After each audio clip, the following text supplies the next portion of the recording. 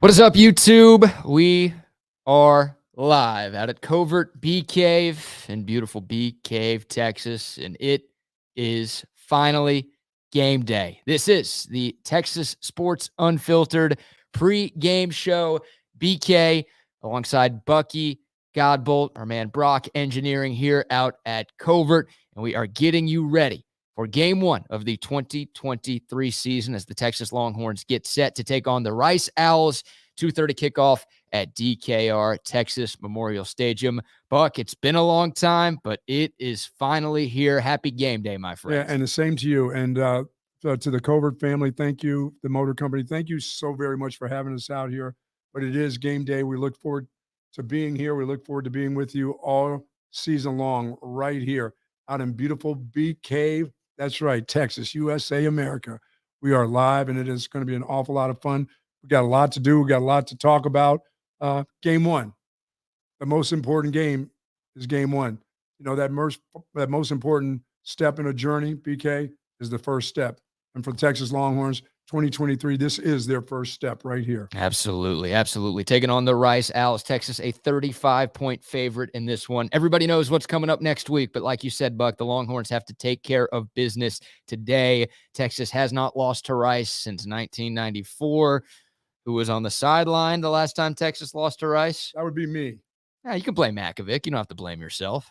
That would be me, Makovic, and others. How's that? Oh, man. And Texas has not lost to Rice in Austin since 1965. Nobody's expecting that today. But it's exciting, man. Game day, the first game of the season. It means a lot to the players. It means a lot to the coaches because this is their first opportunity to show off what they've done over the last 7 months. You know, we as fans, we've just been sitting around waiting for football to get here. The players, the coaches, the guys in that locker room, they haven't been sitting around. They've been working their tails off to get ready for this moment. And now they finally get the chance to showcase everything that they've been doing to get ready for the season. Yeah, we get to predict. They get to play.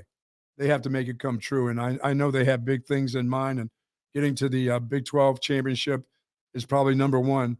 But as I said, they take care of quarter by quarter, game by game. Next week is next week. Today is today. And there's a team in front of them. They don't want to lose either. They're not the sacrificial lamb.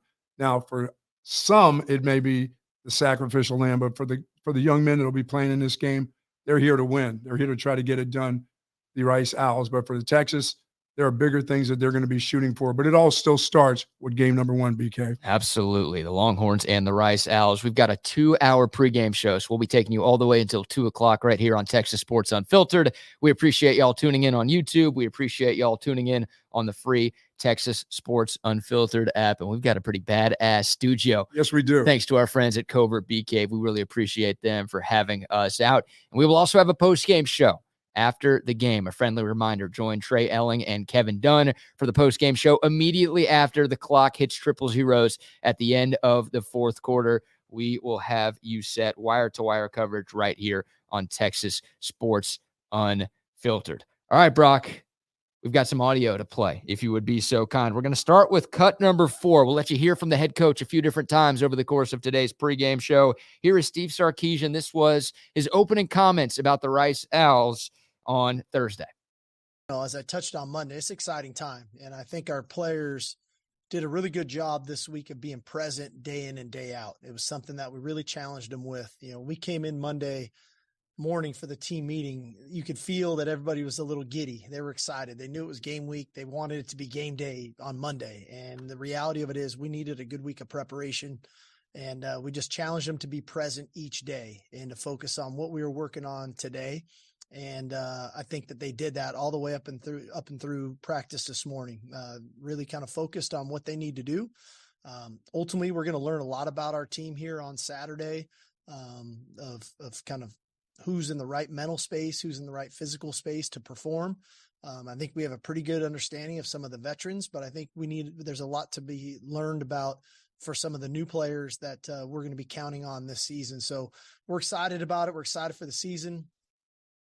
So there's Steve Sarkisian talking about the mindset. And that's important in a game like this, Buck. Like, everybody knows Texas should win this game. They're 5-touchdown favorites against Rice. I don't think anybody's expecting this one to be close, but it is still important for the players to have that mindset of, no, we can't look ahead to Alabama. We can't be focused on winning a Big 12 championship today. We've got to be focused on today and today only. That's what Sark has been preaching all week long. We got to see that from the guys on the field. Yeah, I mean, let your parents, let your girlfriends, let them focus on next week. They'll be in your ear all about, well, the big one is next week. But you as a player, you've got to focus on the task at hand. And the task at hand is to make sure that you're in the proper position. You're doing all the things that the coaches have talked with you about, the things that you've been working on actually since January, the preparation, and winter workouts, the preparation and fall camp, that spring ball, fall camp.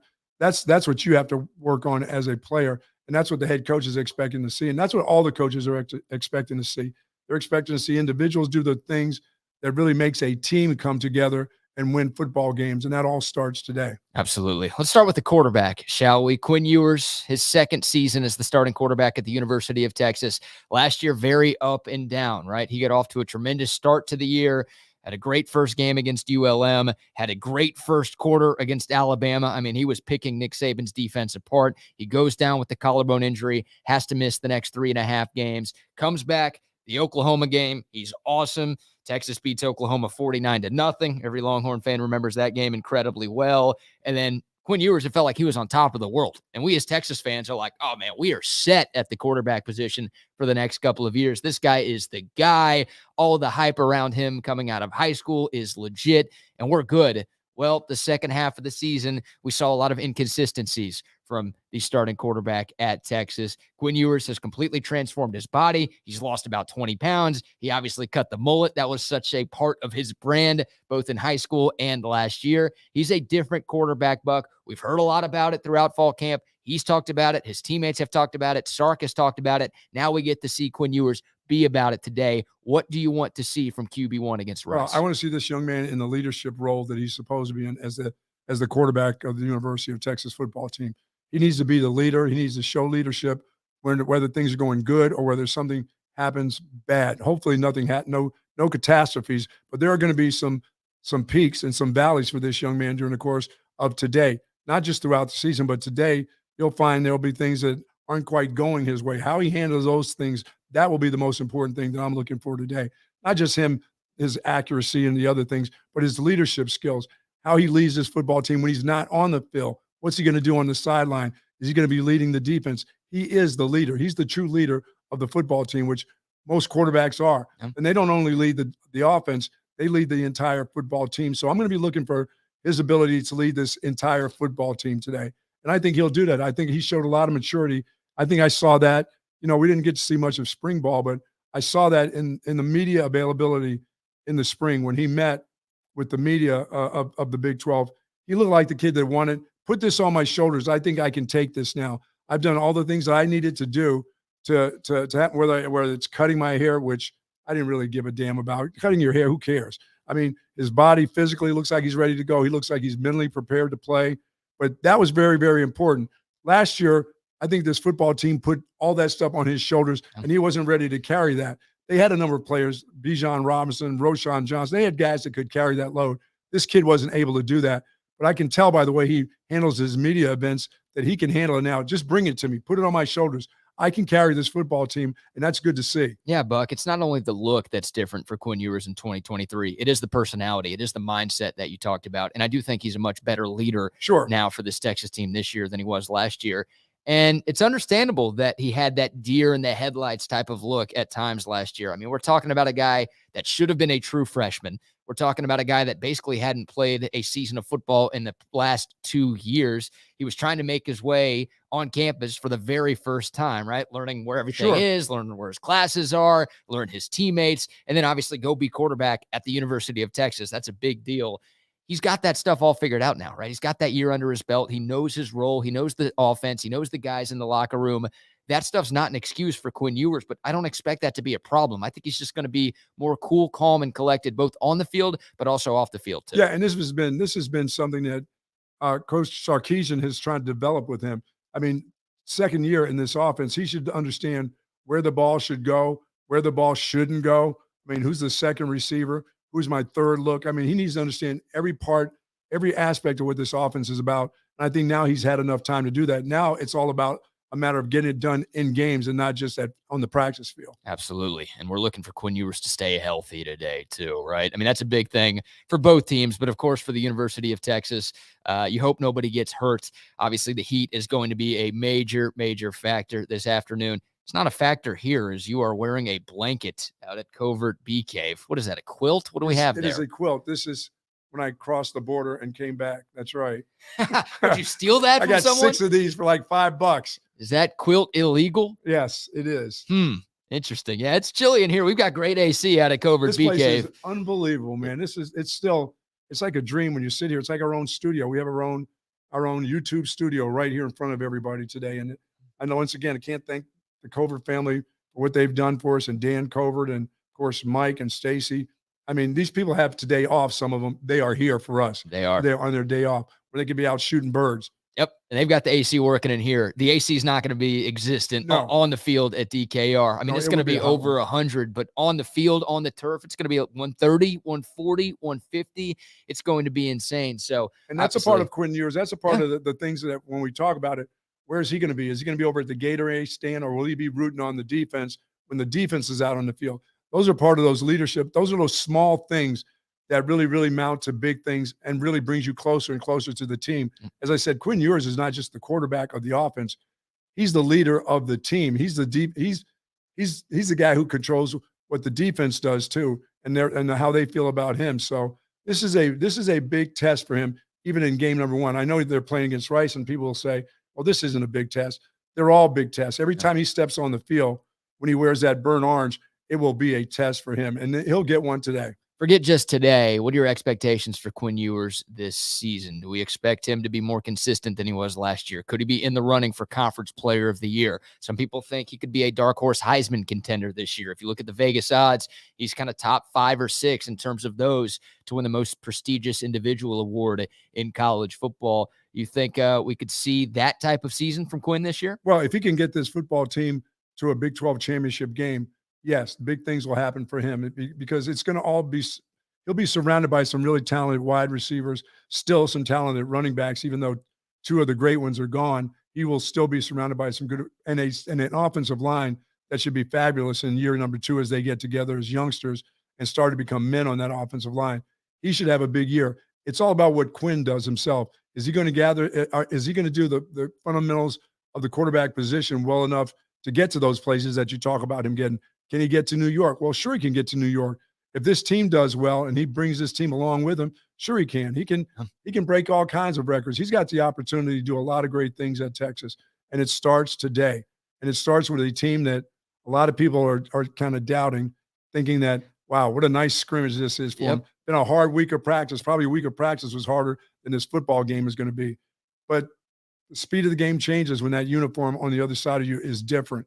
It really does. A lot of weird things happen in a football game. And, there have been upsets before. There have been, as I said, things don't happen perfect in game number 1. Mm-hmm. And for folks that are thinking they're going to see a perfect football game by the Texas Long, now you should see a winning football game by the Texas Long, but it won't be perfect. No. There'll be somebody that'll jump off sides. There'll be somebody with a personal foul throughout the game. You don't want to see a lot of that, but things happen in game number 1 that you won't see in game number 2. So expect the unexpected in game number 1. But what I do expect from Quinn Ewers is his footwork to be better than what we saw last year. I expect his footwork to look like it did in the bowl game against Washington, where he played a really, really good football game in that game. So I expect him to look the same way I saw him at the Washington game in the Alamo Bowl, but a little bit better as a leader. Yeah, absolutely. Hey, there are a number of reasons you should be tuned in to the Texas Sports Unfiltered pregame show. And if you are already tuned in, thank you very much. If you know somebody who's not listening, maybe tell them to listen. Absolutely. We've got you covered. We're also giving stuff away today. We've got gift cards to give away. We've got tickets to the Austin Duck Adventures. Oh, yeah, absolutely. Ride, splash, quack. There it is. That's what I wanted. I've been waiting for that all off season long to hear the duck boat sound. Absolutely. From the Buck. We're giving stuff away. All you have to do is be watching this video, be subscribed to the channel, give this video a like, and leave a comment. The comment can be whatever you want. we hope it's about Texas and Rice. A score prediction, a question, an observation, whatever you want to mention. And I will be checking our YouTube comment line, brought to you by our friends at Clean Cost. I love the folks at Clean Cost. 50% of the profits support individuals in recovery from drug and alcohol addiction. That is 50%, not 10, not 20, not 30, not 40, but 50% of the profits that they receive at Clean Cost goes right back to folks needing the help in the Austin area for sure. They've got all kinds of flavors now, cherry lime, orange ginger, the whole works. This is better than coffee. This is not like a coffee blast. It doesn't have the kind of caffeine that coffee has in it, so you don't get as jittery, but it is tasty. It really, really is. And I love the folks over there. The yerba mate that they have is absolutely fantastic. So I want to thank the folks at Clean Cost. 50% goes back to folks in recovery. That's awesome. It is. It really is. Being 23 years sober, believe me, I love the folks at Clean Cost. Absolutely. Great people over there. All right, let's hear more from Steve Sarkisian. We'll go with cut number 1, Brock. Here is Sark a couple of days ago talking about the opponent, the Rice Owls. This is a veteran team with a veteran coaching staff. Got a lot of respect for Coach Bloomgrim, his staff. Marcus Tuiasosopo worked for me, years ago. Pete Alomar, the special teams coordinator coming in from Stanford. Brian Smith, the defensive coordinator, has been there with him. So they got a veteran staff. They have a veteran team. Now they have a veteran quarterback who, quite frankly, I think this is a perfect fit for JT because knowing how they want to run plays at Rice and all of the audibling and things that they do at the line of scrimmage and trying to get into the best play, I think JT is a great fit for them. He can make all the throws, and then their style with the run game, the play action pass, I think really, really fits him. So I think it's a good marriage for JT, and it's a great get for Coach Bloomgrim and Rice, and creates a lot of challenges that way because they're not going to run a lot of bad plays schematically Saturday. So we're going to need to be sound. Yeah, that's obviously the biggest storyline for the Rice Owls. You heard Sark talking about JT. He's obviously talking about JT Daniels, the new quarterback at Rice, not the new quarterback in college football. That guy's been playing since you were coaching, I think, at the University of Texas. But JT Daniels, he's been at USC. He's been at Georgia. He's been at West Virginia. He's actually played a couple of games at DKR. He's 0-2. He hasn't been terrible in those games, but the Longhorns have gotten the better of him a couple of different times in his ridiculously long college career. He's the big storyline, the highest ranked recruited player in the history of that Rice football program. And if Rice is able to do anything offensively, and if they're able to keep Texas fans a little squeamish in their seats at DKR this afternoon, it's going to be because their 18th year quarterback puts together a strong performance. Yeah. And as you said, he's been a little bit of every place. I mean, this guy, and he hasn't been a bad quarterback. He just seeks out a place where he can be the starter on his next. I hope this is the last trip he can take. I hope so too. I mean, because this is his fourth place. And for JT Daniels, he hasn't been a bad quarterback. He's close to 7,000 yards in his career. So he's right on the cusp of being more than just a okay quarterback. You know what? As he came out of high school, one of the most touted quarterbacks in his class when that time came in, and one of the most touted quarterbacks playing the position of quarterbacks. I mean, NFL scouts thought this possibly could be a first-round draft pick when he first came out of high school and getting ready to enter USC. So he's quite capable. But are their teammates around him capable enough to get it done against a very, very talented, strong physical team like the University of Texas on a very hot day? Yeah. At Darrell K. Memorial Stadium. It will be hot. Do they have the depth to hang with Texas? I don't think so. I think this is going to be a tough day for JT Daniels. But as I said, he doesn't just give the ball away. He's not that kind of quarterback. He's never been that kind of quarterback in his career. He's not going to hand it over to you. You're going to have to work for it. Sure. We mentioned that JT Daniels is 0-2 in Austin in his college career. He lost as a USC Trojan and as a West Virginia Mountaineer. The talent around him at both of those places a lot better than the talent he's got around him at Rice. So for sure. Even if JT Daniels is a solid quarterback, even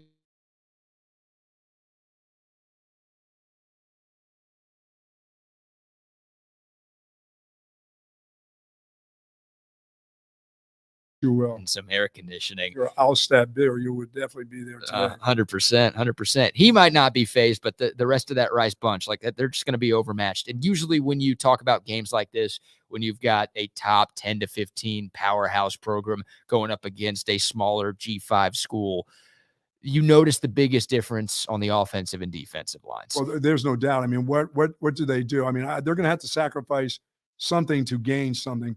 Will this be a team today in the Rice Owls that primarily wants to throw the ball down the field, or they want to use a pro-style offense, throw it down the field, test this, I think, very good secondary University of Texas, or are they going to try to establish the run? I don't think they're going to be able, BK, to establish the run game against Texas. That would be the one thing as a coach I'd like to be able to do. We always want to talk about establishing the run. You start talking about your keys to victory. Mm-hmm. Everybody wants to say establish the run.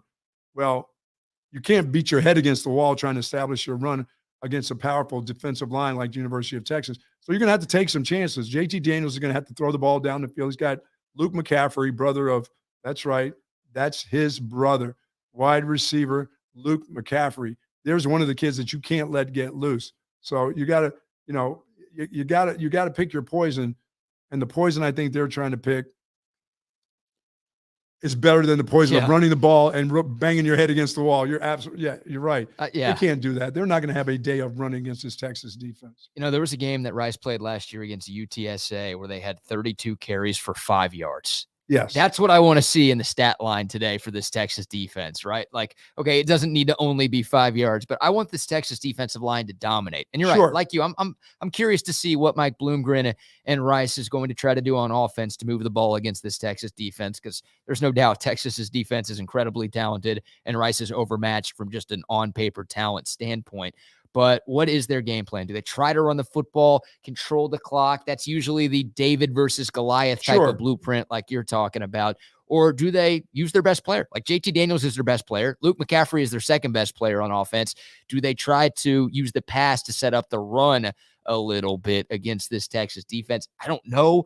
I hope neither of them work. I don't think anything Rice does offensively is really going to work. I'd be surprised if they end up with more than 14 points in this game, and I might be being very generous to Rice by saying they could even get 2 touchdowns on the board against this Texas defense. But, yeah, what do they try? Because tradition would say they do try to set up the run, but do they maybe try to flip the script a little bit? A little short passing game to start it out. Yeah, JT Daniels can get something going early to maybe instill some doubt in this Texas defense. Well, and that's in the short passing game, because I don't see him being able to drop 5-step drops, 7-step drops, have any time to throw the ball down the field. I think the pass rush and the pressure that Texas will bring on him on 5-step, 7-step drop is going to be too much for that offensive line. There's just too many skilled guys on the defensive line and powerful guys on the defensive line for Texas. And if they get an outside rush, if they get a pass rush, look out. Rice can be in an awful lot of trouble. That can be the real problems, especially if they're trying to get depth on their drops and throw the ball down the field. Now, if they come out and they're running, 3-step drops, get rid of the ball as quick as possible, you better make sure that you're accurate. He has to be accurate with that, or you're going to see a lot of 3-and-outs, a lot of punts, and a lot of Xavier Worthy taking the ball back the other way on some of these punt returns, or Texas going after blocks and finding themselves in really good field position. Yeah, you talk about things to watch for today. One thing that I really want to see from this Texas group is I want to see this defensive line feast. Yes. Right? You talked about it. Like, I want JT Daniels to be running for his life. I think you're right. I think Rice's passing game plan will be quick drops, get the ball out of JT Daniels' hand quick, because they know they are going to be overmatched in the trenches today. But still, I want to see this Texas defensive line, because, Buck, this group has been hyped up all offseason long by the coaches, by the players, by the fans. I mean, everybody is super excited to see what this defensive line, especially the interior of this defensive line, can bring to the table. They've got to dominate. They've got to impose their will against Rice. I want to see consistent pass rush. I know it's Rice. I understand that. Just because Texas's D-line plays well today doesn't necessarily mean they're going to dominate the rest of the season. But I want to see these guys feast both against the run and against the pass. Texas has talent. They've got depth. They've got experience. I want to see a number of different players wreaking havoc in that Rice backfield. Yeah, and not just the starters, because the starters, Texas last year had a lot of rotational players on that defensive line. So it's not about just the starters, and Alfred Collins and Byron Murphy, Ethan Burke, some of these guys, it's going to be the guys that are behind those. Those guys are going to play. They're going to play pretty quickly too. These guys aren't going to be in there for 3-4 series in a row. They're going to be substituted. They did it a lot last year. I expect them to do a lot of that this year.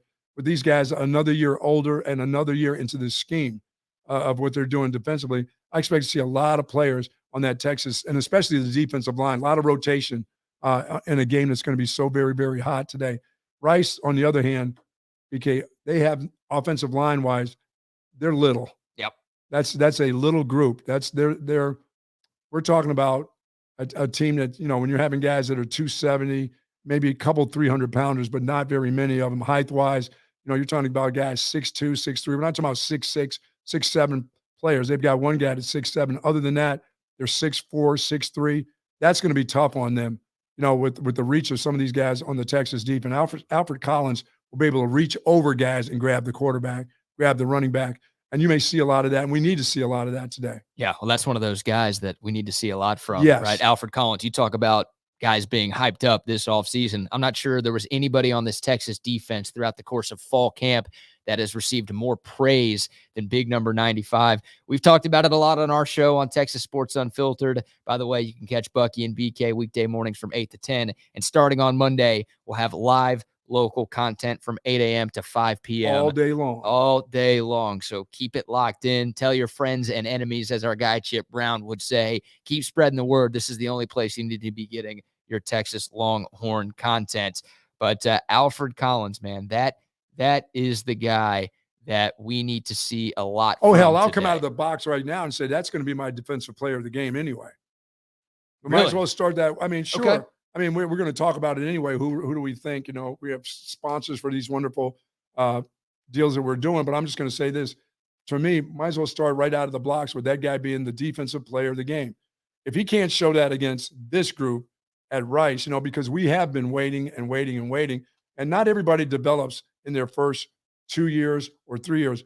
But hell, by the time you get to be a senior, that starts to be on you. Yeah. I mean, all the coaching in the world, but eventually it's got to be on you. And I want to put it on him. I think this is a kid that has the body. Hopefully he's aggressive enough, and he needs to be aggressive versus Rice, but he needs to carry that throughout. I mean, just like we talk about Quinn Ewers and his consistency with his footwork, Alfred Collins needs to be consistent with his motor. His motor needs to be running at all times in all the games, not one game and then the fourth game, not another game and then the seventh game. I expect he's looking to be an NFL player, and he's got all the NFL talent-wise, body-wise, he should be able to do that. I think it's all about his heart and all about the way his motor will work, and it should start today. Yeah, I think a big term that a lot of Texas fans are going to be using, talking about some of these players this year, is contract year, right? I mean, Sure. This is an experienced Texas bunch. They've got a lot of upperclassmen starters on both sides of the football. And if guys put things together, they're going to be off to the NFL. And that's a good thing, by the way. Like, I get that might scare you a little bit. And you're like, well, we're going to the SEC next year. And BK, are you telling me we're about to lose like 15 players from this team? How are we going to make that transition? You look at the healthiest programs in the sport. You look at Georgia. You look at Alabama. You look at Ohio State, right? Those are the three that have kind of dominated things over the last decade or so. They're doing that every year. Right. They're sending guys, not just seniors who are out of eligibility. They have to go to the NFL or they have to go somebody else, somewhere else. Those teams are sending guys to the league every year. Redshirt sophomores, juniors, they are going to the NFL draft and they just restock and reload. Yes, that's where you want Texas to be. So if we're having these conversations at the end of the year where, Texas is losing a bunch of guys to the NFL draft, Buck, that means Texas had a really good season. And a lot of the Alfred Collinses and Quinn Ewers of the world, that means they were really freaking good, which is going to pay tremendous dividends for the Horns. Which tells you the head coach and his staff have been doing a fantastic job of recruiting. And there'll be another one just like that one to come right behind him. And the way this recruiting has gone over the last 3 years, expectations are if Alfred Collins gets to play the way he's supposed to and he reaches his peak, there'll be another one right behind him coming very, very soon. Yeah. I mean, and I think we're expecting that from a lot of these players, as we talk about them. I mean, guys like Byron Murphy. I mean, here's a guy that we've watched for 2 years now, and this guy has a motor like you wish all the players had. Now, sometimes he may not be tall enough, he may not be quick enough, he may not last long enough, but I know one thing: when he's on the field, he's going to give you 100%. And I got a feeling this is the way this young man plays, and this is the way this young man practices too. Yep. I mean, those things just don't happen on game day, the way a guy like Byron Murphy plays. Byron Murphy plays like that at practice. Everything he does is one way, and that's at a fast pace. So there's going to be a bunch of those kind of kids coming to the University of Texas, the way this group recruits. You talked about your defensive player of the game. You're going with Alfred Collins? Yes, I am. I'm Okay. going with him. You're buying in. I bought into that. I bought into that the day that kid walked off the bus. It's just when was going to be his time? We've all been sitting around waiting. Well, he doesn't have any more time. Time is up. This is it. This is it. This is the Unless he's on the contract here. JT Daniels trip where he can go play at 8 other places. The Perry Ellis plan. Yeah. That's what's going on here. The defensive player of the game is brought to you by Kenfield Golf Cars. If you are in the market for a new or pre-owned golf cart, I've got good news. Our friends at Kenfield Golf Cars are right around the corner.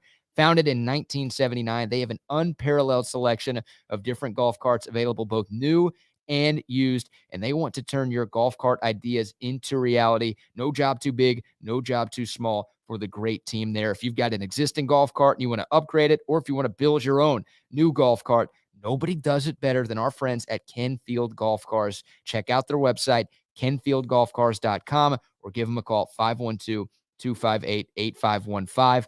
I'm going to go with Jalen Catalon as my defensive player of the game. We're really out there reaching. Yeah, well, the reason why I'm hesitant to pick Catalan is I don't know how much he's going to play today. Sure. Right, because the Texas coaching staff, they want to keep this dude healthy. I mean, limit his snaps. He is one of the 5 best players on this Texas roster. And not everybody realizes that because he's never played a game at the University of Texas. But some of the stuff he did early in his career at Arkansas. Hell, we talked to Jeff Howe, part of Texas Sports Unfiltered, and of course, Horns 24/7. He was telling us just about the hype surrounding Jalen Catalan since his time back in high school. And this guy's got high school film that college coaches still talk about and point to as like, no, that is the guy. That is how you play the safety position. I mean, if this dude stays healthy, he's going to be special. So I don't know how much he's going to play today. Maybe Texas limits his snaps because of what looms next week. But I do think us Longhorn fans are going to get a little bit of a taste of what Jalen Catalan can do. I think some poor Rice wide receiver is going to get laid out in the middle of the field, and there's going to be some oohs and ahs from the 90,000 plus at DKR because Jalen Catalan is that type of player, and when he hits you, you feel it. Yeah, I mean he's almost 205 pounds, and he's been playing like this since he was a freshman. He has the ability at times to knock himself out with his hits, and that's what scares me about him. And when it comes to shoulder injuries, he's had this shoulder injury for the last couple of years. Yeah. But when he's on the field, he's dynamic. He's a dynamic player, not only when we talk about hitting, but he knows where the ball is. I mean, he seems to be around the ball a lot, which means he's around the pile. Where there's a pile up, Catalan will be there. So if there's a loose ball, if there's a fumble, look for this guy to be on fumbles. Look for him to be there for batted balls, loose ball drill. He'll be around for it. I mean, he plays like that. But there are times when you worry about players like this. I've seen players like this that, you always want 100%. Sometimes guys give you that 125% where they use themselves as missiles. They just project themselves onto other players. And when they hit them, it ends up hurting themselves. And I'm not saying he's a bad hitter. I'm saying he hits hard, and he hits hard a lot. He only knows how to hit at one speed. Yep. And I worry about that with him. And hopefully they'll limit his reps today because they've got some other safeties. They've got some young safeties that they need to get out there during the course of the year because Jalen Catalan has been hurt a lot in his football career. Yeah, and they've kind of kept him in bubble wrap throughout fall camp, right? He did not ever have back-to-back days of contact, right? They would put him in the green practice, non-contact jersey every other day. So they've tried to keep him as healthy as they possibly can. And you said it. This guy only plays at one speed. You can't be like, hey, Jalen, just maybe take your step back it's Rice. Okay, you need to cool off. I know we're all gas, no brakes, but maybe a tiny little bit of brakes for you, Jalen, please, so you don't break anything. No, you can't tell him how to do that because that's what makes him one of the best safeties in the country. Absolutely. When he's able to stay on the field. Yeah, I mean he's going to have to understand his limitations too when it comes to the way he has to hit, who he has to hit. He's got other people around him. He can force some things back and somebody else can make the plays. But as I said, he's what you want in a football player. He's what you want in a safety. But there seems to be a time where he just needs to gear it down just a tad, to keep himself healthy. I worry about that with him. For sure. We got a super chat, by the way. Shout out to Michael, my business, with the $5 donation. Love it.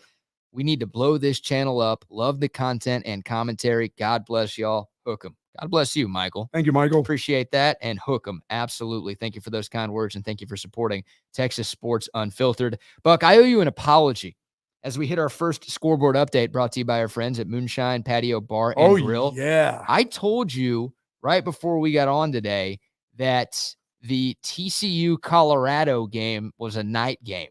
Yes. Is it going on right now? It's going on right now. That's on me. And Deion's down by how many? Coach Prime is down by 2 touchdowns by now. 14-14 with 1:53 left in quarter number 2. Colorado scored 14 points. Colorado was up 14-7 at one point. The Horny Toads came back and tied it up, but we have ourselves a tie game with 2 minutes to go in the first half. 62-14 ain't bad. You're putting in the call? Yeah. You think TCU goes for 40-something unanswered right now? My goodness. So that's your biggest game of the morning slate. The Oklahoma Sooners are in action right now. They are putting it on poor Arkansas State 42-0. Still 5 minutes to go in the first half. The Sooners, the 20th ranked team in the country, coming off of a very disappointing year one. I mean, it's the worst year Oklahoma football has had since the 90s. We enjoyed it very much, but they're off to a great start in game one of year two of the Brent Venables era. They're up 42-0. Michigan, the number 2 team in the country, they lead East Carolina 23-0 at halftime. My sleeper. Yeah, your sleeper, the Michigan Wolverines, the second-ranked team in the country. And one more score to give you right now. Tennessee, ranked number 12. They lead Virginia 14-3. We'll give you more scoreboard updates throughout our pregame show, but all of those updates are brought to you by our friends at Moonshine.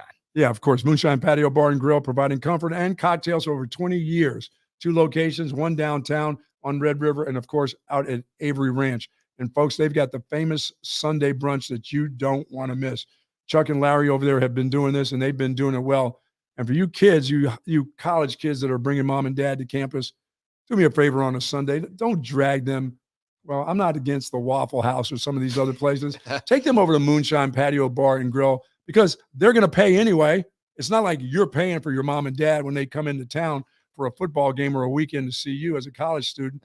They're going to pay for the brunch. Oh, of course. So let them pay and let them play at the place like the Moonshine Patio Bar and Grill, where brunch is something very, very special. Yeah, you can get a great dinner, but their weekend brunch. Oh, it's magnificent. Stuff of legend, man. I've been going there for years and super happy to have our friends at Moonshine on board. You mentioned it, downtown and Avery Ranch, two great locations. Yeah, let them cook you up a great meal and give you a fantastic dining experience. Shout out to Jay Ward, a $2 super chat donation. He says, this is for Bucky's corn dog fund today. You going to be downing any corn dogs as you're watching the Longhorns this afternoon? No, I am not. But if you want to keep those coming when we make our way up to Dallas and the Cotton Bowl for the Texas-Oklahoma game, I may be forced to try that at least one more time. Yeah. That way I won't be eating cheesesteaks at the doggone Texas State Fair, which is ridiculous. But no, we're looking forward to that. We're looking forward to this season. And keep those $2 coming.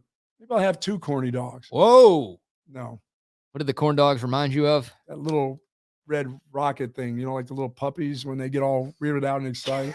I mean, it's just a weird thing. That's gross. When you bite into a corny dog. You're the only person who thinks of it like that. I'm yes, not. you I are. can't be. I cannot yes, be. You the are. only Everybody else likes corn dogs. When everyone else goes to the State Fair of Texas, they get a Fletcher's corny dog. You're the only person that gets a cheesesteak. They sell one cheesesteak for the 3 weeks the fair is open, and it's you. Yeah. They know you when you're walking up. It's like, here's the damn cheesesteak guy. Let's go out to the freezer in the parking lot and go get this damn cheesesteak. Get the cheese whiz and just spray it on there. He'll eat it. Yeah, that's you. You're absolutely the only one. That's so sad. Oh my God. All right, let's hear more from Steve Sarkisian. We talked a lot about the starting quarterback, right? We know it's Quinn Ewers. Sure. The depth chart came out this morning, and Brock, this will be cut number 3 here, my man. The depth chart came out this morning. In years past, Texas has released it Mondays of game week, but they waited till game day to give us this year. Quinn Ewers, obviously your QB1, but we've been asking, and everyone's been asking, who's the backup quarterback is going to be? Well, Steve Sarkisian didn't really answer the question because the depth chart says Malik Murphy or Arch Manning as the second-string quarterback. This cut comes from Thursday when Sark met with the media down on the 40 acres. We've got the question and the answer. Here's Steve Sarkisian being asked who the backup quarterback is going to be for this game today. Just a real quick one.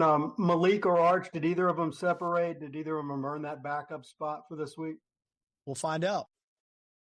That was it. That was the whole answer. That was it. That is your answer, huh? We'll find out, and we're still going to have to find out because we've got an or on the depth chart, Buck. Always love the ors. I've always loved the ors at running back. That never happened when I was a running back coach. It was, that's the damn starter. That's the second guy. There's no ors or that guy or that. No. Well, when you had Priest Holmes and Ricky Williams, it made it a pretty easy decision. Oh, it was a pretty easy decision. You're absolutely right. Yeah, it's not as hard. But yeah, Malik Murphy will probably be the second guy that we see come out there when Quinn Ewers is done by the third quarter at some time, or when Sark feels like he's had enough reps out there for game number one. And that should be probably around the third quarter or so. But I expect to see Malik Murphy. He had a fantastic spring. Obviously, he's brought that with him into fall camp. But, both quarterbacks, both young quarterbacks, I mean, Arch Manning has had a pretty good fall camp too. I mean, one has been around college football a bit longer than the other. So I expect for Malik Murphy to be that second guy, but I expect for Arch Manning to be in the game too today. Yeah, I'm with you. I think all three of those quarterbacks are going to play at some point this afternoon. And I agree. I think Malik Murphy is the first quarterback off the bench for Texas in the third quarter. I think there are a lot of things that Steve Sarkisian has to consider with the decision today, but also the decision this season, right? If something were to happen to Quinn Ewers, knock on wood that it doesn't, right? Sark, not only does he have to focus on what's going to win him games this year, part of being a college football coach in the transfer portal era is making sure you're keeping as many of your guys happy as you possibly can, right? You don't just have to recruit them to get them on campus. Now, once they're on your campus, you have to recruit them as well. So, I think more for Malik Murphy because he's the elder statesman of the two. This is his second year, while this is obviously Arch's true freshman year. I think if Arch Manning is the first guy off the bench, then the writing's on the wall for Malik Murphy that he's got no real future as a starting quarterback at the University of Texas. No, he might hit the portal. Like we've seen guys, I don't think Malik Murphy's going to do this because he could have left in the offseason, right? There were other schools that were basically left right after spring with the spring that he had. There were other schools promising him a starting job across the country, and no, he wants to compete, and I'll credit that, man. There aren't a lot of kids these days that want to compete. When they find out they're not the starter, the first thing they do is put their name in the portal, and they're gone. So I don't know if Malik Murphy would be this guy, but we have seen players in years past in this transfer portal era hit the portal midseason. It's not like they have to wait until the offseason. Like they just leave the program and they throw their name in there and then boom, they start figuring out where they're going to go next. Like that is something that Sark also has to consider. The most important thing is obviously winning games, but that kind of factors into the decision today and also the decision that could be facing him at some point later this year. But for all of us, the most important decision is the fact that who is the second best quarterback, because generally quarterbacks at the University of Texas do not make it a full football season. Yeah. It just doesn't happen. And probably in college football, there's very few of them to get to play, 12, 13, 14 games in a season without something happen to them where they miss one game or they miss a quarter or two or a half of a football game. You have to have the best player. The best number two at the quarterback position right now is Malik Murphy. And when he goes in the game, you don't want to have a big, huge drop-off. I mean, Arch Manning is going to get better, and he's going to get better and better and better. But right now, he's not to that point. He's just barely out of high school. Yep. My expectations are this time next year, there will be a real battle, because if Texas has the kind of year they have, Quinn Ewers will be out the door. Sure. He'll be playing in the NFL somewhere, and these other two now will battle out for that starting position. So I believe this group is going to get a lot of snaps. They're going to get a lot of reps during the course of this season, because if I believe this team only going to lose one game, then those two quarterbacks are going to play a lot, because there should be a lot of blowouts, and there should be a time, yes, when Quinn Ewers does get banged up, that next guy when he gets in there, he's got to perform. And the coaching staff and the fans have got to feel good about the second guy to go in. Can't be about a name. It's got to be about the player. Yeah, absolutely. And that goes back to your contract year thing with Quinn Ewers, right? The hope is he has a really, really good season, and here's his name called in the first round of the NFL draft next April. And then, it could make for an interesting competition next offseason. Plus, they're going to recruit at a level that, of course, they're going to continue. It's not like when you have two young quarterbacks like the guys that are behind Quinn Ewers that you say, okay, let's just get a quarterback just to have in our program. Maybe a third guy that if something happens to one, maybe he can move up to two. No, you have to recruit high-level quarterbacks at all times. You have to be in that portal. You have to be in the transfer portal. You have to be looking at graduated players and say, do they fit our scheme? You have to constantly now be recruiting, because they don't stay. Nope. It's a huge high percent, whether it's in the 80s or the 70s, that a guy who comes into your program, if he doesn't play and he's a highly recruited quarterback, if he doesn't play by year two, he most likely is gone. Yeah, it's kind of a minor miracle that Texas has this quarterback room, right? You feel like it's one of the best QB rooms. Well, it's hard for me to believe Malik Murphy's still around. In my mind, I thought he would be gone by the spring. After his spring performance, I thought that he would say, I got to get out of here. I got to go someplace and start playing football. He's a competitor, man. Like, he doesn't just think he's better than Arch Manning. He thinks he's better than Quinn Ewers. Of course, yeah. He's hoping to get that opportunity to showcase that over the course of this season. So he's not thinking of, well, when Ewers leaves, it will be my time. Sure. He's thinking of, no, I'm going to show the world this year that I am the best quarterback that we have. Well, these guys also know it too. They know quarterbacks don't stay for the entire duration of a football season. Something will happen. Somebody will get hit. Somebody will come up with a thumb. A thumb will hit a helmet. Just those weird things that happen to quarterbacks and he understands that if he's ready and ready to play and wins games, he may stay there. He may be that guy. My question is, can Malik Murphy play linebacker? Dude, Texas is a little shorthanded it says there. 238, 240. I'm buying more into the 245, 250 range when I see that kid. I think so too. He's a big one. And he's listed at 6'5". He apparently goes around telling people that he's 6'4", but I've been told he's more like 6'6", 6'7". I mean, this dude is a monster of a human being. And I think every Texas fan has seen the weight room picture from a few months ago with all five of the quarterbacks. Bring on Texas Tech. Pose off. Let's have a pose off. No, you weren't a fan of the pose off? That's okay. It's nice. That was a nice thought. Well, if I was the guy standing next to Malik Murphy, I would not have been a fan either. No. Because he made that guy look like a baby. He looks like a tight end, a rush end. Dude. Looks like all of the above. Yeah. So I hope we get the chance to see him. I think we will get the chance to see him today. I think we will get the chance to see Arch Manning today as well. And it's funny, at the end of the spring, it was obvious that Malik Murphy was QB2 on this team, right? You look at what he did in the spring game. I mean, he turned a lot of heads, and that was one of the biggest talking points from Texas fans after the end of spring ball was just how good Malik looked in that game. And Arch Manning looked a little bit lost. Understandable. Transition from high school, obviously a big step up in talent, going up against college kids at the University of Texas versus private school kids in the state of Louisiana. It felt obvious, right? There was no debate at the time that Malik Murphy was the guy behind Quinn Ewers, but man, fall camp, just the reports about Arch Manning. And I don't think this is, he's a Manning and we've got to hype him up kind of thing. No. I think Arch Manning really got a hell of a lot better over the course of the summer. And that's why there's an or on this depth chart. If this game happened in May, there's no or. It's Ewers 1, it's Murphy 2, it's Arch Manning 3. You've got the or. That has nothing to do with Malik Murphy taking a step back or anything like that. I think that's just a total testament to the amount of work that Arch Manning has put in and just the amount of improvement. It sounds like he's an incredible worker. I mean, when he gets in the film room, when he gets in the weight room, I mean, he's been around this kind of football all his life, starting from his grandfather. I mean, he's been through all this stuff. He's watched quarterbacks and athletes and how they prepare themselves.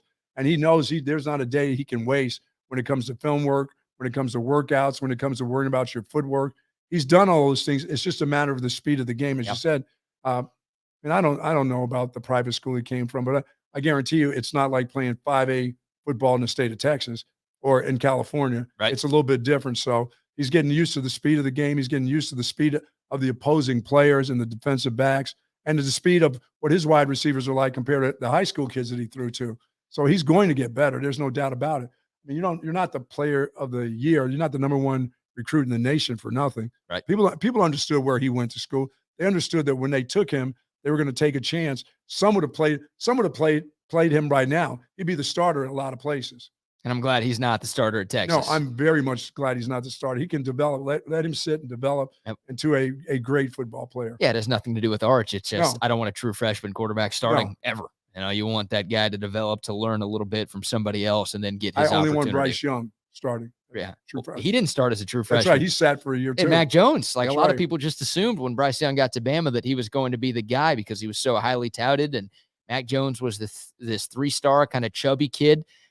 Sark was a part of this. He gave the job to Mac Jones. They win a national title.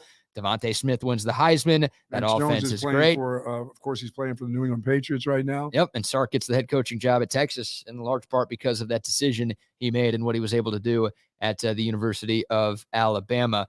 Shout out to all of you. By the way, a reminder, we are giving stuff away on this pregame show. This is the official pregame show for Texas Sports Unfiltered. He's Bucky Godbolt. Y'all know that. I'm BK. Y'all know that. Shout out to Brock for being our on-site engineer. Shout out to the great Trey Elling III. Our doctor. For helping with setup. We had a few guys here early this morning, making sure everything was good to go and making sure that we were sounding loud and clear. And what a beautiful place. For you guys here at Covert family. Yep.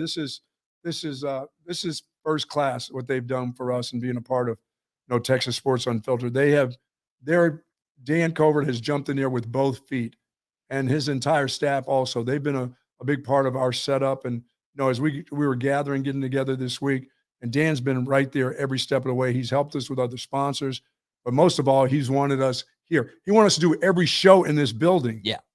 Try to tell him, hey, dude, that's why we're doing That's why we're on YouTube, so I can get up in the mornings and walk up my 18 flights of stairs. No, not 18 flights, 18 stairs. Okay, 18 stairs. Huge difference. Okay, yeah. You would have to start walking at like 6 o'clock for our 8 for an o'clock show. Yeah, if you had 18 flights of stairs, you would Okay. need a few hours to get up there. But thank you all to the Covert family. Yep. I mean, this has been really important for us. When you start into a new business and a new venture, you want somebody to really, really believe in you. And it's not like saying, hey, listen, financially, just back us. We'll get everything else done. He's in this game with us mentally, and you know that. Yep. Because I got a call from him before we even came close to starting the show. Just everything one? all right? Yeah, just one. Is everything okay? Everything all right? Yep. We want to make sure everything is set for you. And Stacy, and I mean, he's got everybody, Mike, the whole gang here, and we do appreciate it. And we appreciate all of our sponsors. We do. Yep. And that's why we like giving stuff away Yes. on game day. We're doing that. Who else is doing that, right? I understand there are there a lot other of game days. there are There's other pregame shows out there There that are? you can listen to and watch, but nobody Can else. you hear them? I mean, can you hear them? Wow, that's a good question. Yeah, if you're trying to listen to terrestrial radio in this town, good luck. Yeah, good luck to you is right. Yeah, but we're giving stuff away. We've got a Hat Creek gift card we're going to be giving away. We've got tickets to see the Austin Duck Adventures. How about a duck boat tour I love it. that we're going to be giving away? Thank you, Paulie. We appreciate that. And Absolutely. soon you'll see our faces on the side of that duck boat. Oh, how scary is that? Very scary. I mean, the tourism industry is going to disappear. If all these people coming in from out of town taking those duck tours see us on the side of that boat, hey, then maybe that's a good thing. We'll have less people coming to Austin, Yeah, you know what? Also, we will get those $2, $3 that we were getting, these payments that are coming in. Yeah. Coming in by the Super chats. super chat. Yeah, just keep them coming in. Come on. We'll take that. We will absolutely take that. So we talked about, Buck, the or at the quarterback position on the depth chart. Once again, if you're just joining us, Quinn Ewers, the starter. No surprise there. But Malik Murphy or Arch Manning, that is your 2/3 in this quarterback room. We've got an or at the running back position. And we're not talking about an or for one of the backup spots. We're talking about an or for the starting running back at the University of Texas. And I don't know if we should put anything into whose name is listed first, because once again, there is an or. But the true freshman, CJ Baxter, is the top name on the depth chart for Texas at running back. Then you've got the or, and then you've got Jonathan Brooks, who's entering his third year in this Texas football program. A lot of hype surrounding the #1 running back recruit in the country. People are pumped to see what he can do in his first game at the University of Texas. But this is crazy, Buck. Some people over the last couple of days have been saying, no, Baxter actually has a chance to win this job. I don't know if he's going to be the first guy out there, but clearly he's done enough to get the or on the depth chart. Sure. He has made this a serious, serious competition. He really has. And you know what? If you're good enough, you're old enough. It doesn't matter whether you're a freshman. It doesn't matter. If you're good enough of a player, and this is University of Texas, where they have an awful lot of running backs and a history of unbelievable running backs. So, I mean, freshmen play. I mean, that's one of those positions, wide receiver, running back, safety, those kind of positions. Those are set for kids. You don't have to be a 3-year guy or a 2-year guy with a lot of experience. Your natural ability will carry you a long way. And CJ, this guy's had he is one of the best in the country 2 years ago. So his time, it looks like it's now. And he is going to press a guy who's been around for a couple of years in Jonathan Brooks. I like Jonathan Brooks. I haven't seen enough of CJ Baxter to say that he should be the starter, but these coaches have. They've got a great running back coach there right now. Yep. So he understands what he's looking for. He's a pro. He's been a pro himself. So he understands what the position entails. And that means he has to do all the things that a running back has to do. It can't be, well, you know what? He's a little deficient in pass protection. No, if his name is in the or category, that means that's probably the reason why he's not the starter, because there are just some tiny deficiencies that he needs, and he needs that game experience to get that done. But as I've said before, once this kid makes a play in a real live game against a real live opponent, I don't care who it would be, Mount St. Mary's, if they were playing them. But he makes that cut and makes that move and that initial, burst that we want to see out of this kid.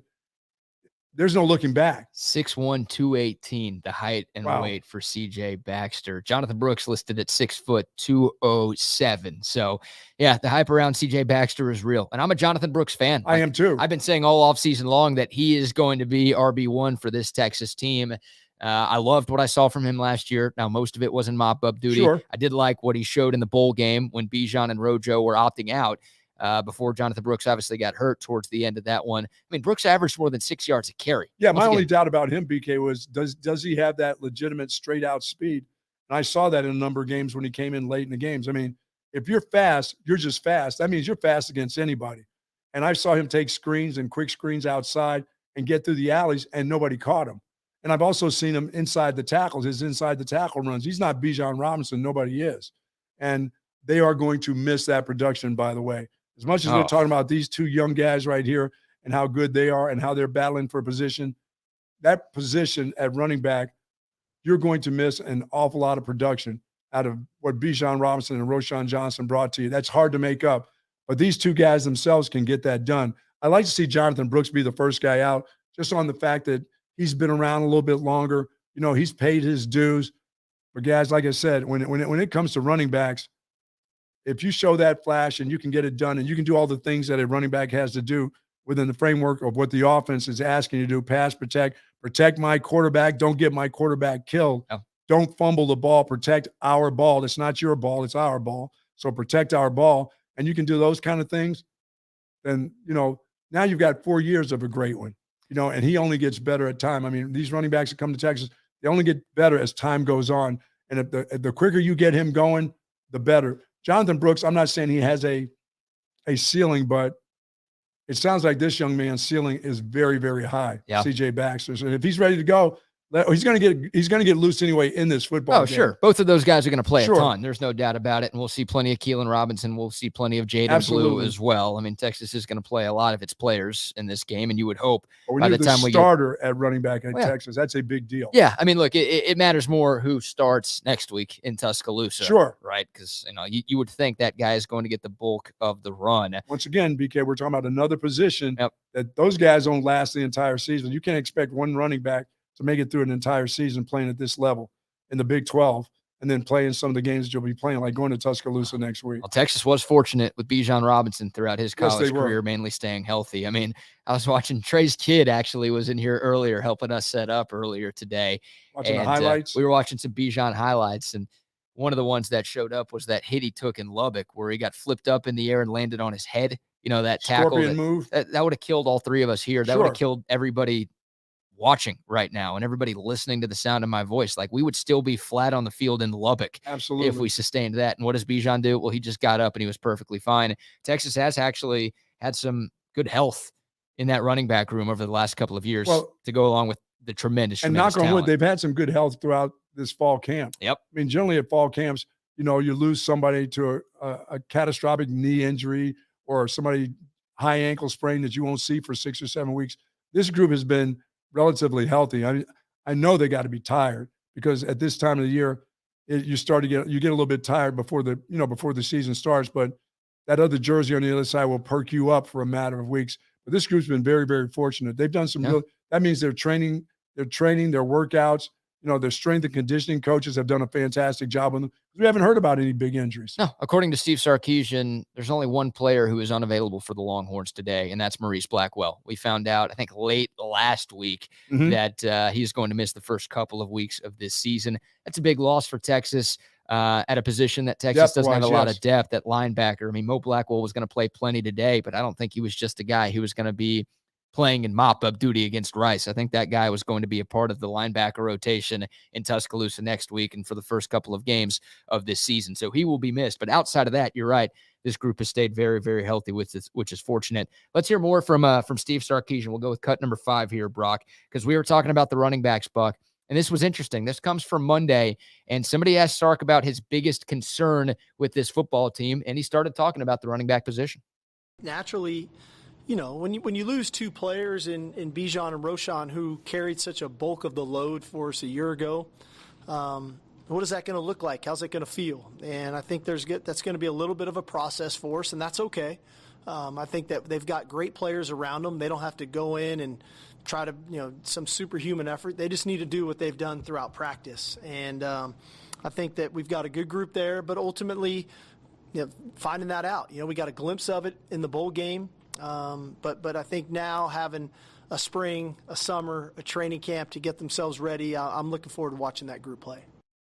Yeah, and that's going to be a big key for Texas, making sure that there's not a big drop-off from run game production. Now, I do expect this passing game to be significantly better Sure. and more consistent than what we saw in 2022, but still, Buck, you know it. I mean, you have to be able to run the football effectively to be able to do all of the things that you want to do on an offense. If Texas is going to average 40-plus points per game, which I think is a number they need to get to win the Big 12 this year and to maybe be in the mix for the college football playoff at the end of the season, they've got to be a 40-point per game offense. And to do that, they've got to be able to run the ball effectively. I don't care who it is. I do know you don't have Bijan and you don't have Rojo, so it's going to be a little tough, but they have to find a way to make sure there's not a big step back in this run game. Well, when you mentioned Keelan Robinson, there's another guy right there. That's a big play player. Does he get to carry the ball? You know, he didn't get to carry it very much last year because you had the other two guys and the great production at that position, but he's a pretty dynamic runner when he gets the ball under his arms. I mean, they've set him up. They've set up plays where he scores. I mean, he doesn't just get you a first down. I mean, this guy takes it to the house. He's got the ability to go 60, 70 yards with nobody touching him. I mean, I'm wondering how many carries he's going to get, or is Sark going to set up plays that are just, you know, just for him, set up plays. And I mean, I like the way he played last year. I like his ability, even in close quarters, BK, the way he finished runs. For a guy that's not that big, and I think he plays bigger than he actually looks. Yeah. You know what I'm saying? He's only 5'9", 188. Yeah, he plays big. Yep. He plays like about a 210-pound running back. So he humps it up in there. But at the end of his runs, he finishes with speed, and he finishes with nice pad level. And I think he deserves more touches this year. And I'm trying to get touches for all of these guys, but you can't get them. You can't get them all. I mean, C.J. Baxter if he's as good as it is, guess what? There are going to be less touches for everybody. But he's a guy, this is the speed guy right here. But I think when he comes in, look out for big plays. Let me ask you this. What did you mean when you said Keelan Robinson humps it up in there? I mean, at the end of a run, he powers it up there. I mean, he gives you that little extra, you know, on contact, give me another yard and a half. Okay. That's humping it up in there. That's humping it up in there. Yes, that's what you call humping it up in there. We want to see It's Keelan. not what happened to you on 6th Street last night. We want to see him doing a lot of humping today. Is that humping what it you're up saying? in there? Yes. In where exactly? Into the line of scrimmage, into the secondary, into the defender. Humping it up into the defender. How's that? This is a family program we have here, and you're out here talking it's about the this. lingo. It's the coaching lingo. I don't know if that's real lingo. I think you're making that up right there, man. Humping it up in there. Oh, my goodness. All right, we're into hour 2 of the Texas Sports Unfiltered pregame show. Keep the comments coming, by the way. Appreciate the love. The YouTube comments are brought to you by our friends at Clean Cause. Wanted to give them another shout out. We appreciate all of the love and all of the support. Shout out to those of you listening on the free Texas Sports Unfiltered app. We are rocking and rolling live on that thing as well. And a reminder, there will be a post-game show. Very Trey nice. Elling and Kevin Dunn. Yes, that Kevin Dunn back doing Texas post-game. They're going to get things rolling right after the clock hits 000 at the end of the 4th quarter. And by the way, Clean Cause is one of our good friends, Ashish.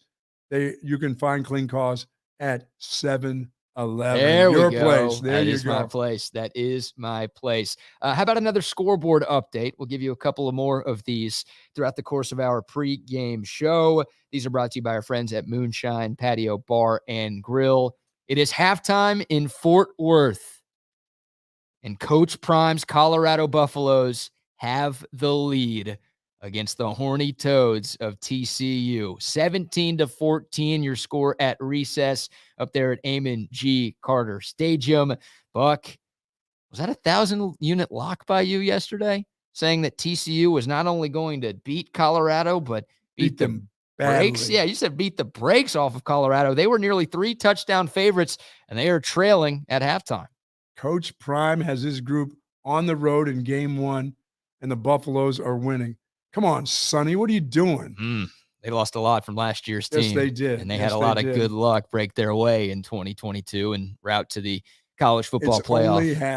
It's only halftime, plenty of time, but not a lot of people gave Colorado much of a chance in this one, and they do have a 3-point lead at the break. Tennessee, the 12th ranked team in the country, leading Virginia 21-3. The 3rd quarter about to get rolling in that one. The Michigan Wolverines, Bucky's sleeper team. Yeah, the number 2 team in the country. Buck is calling him a sleeper.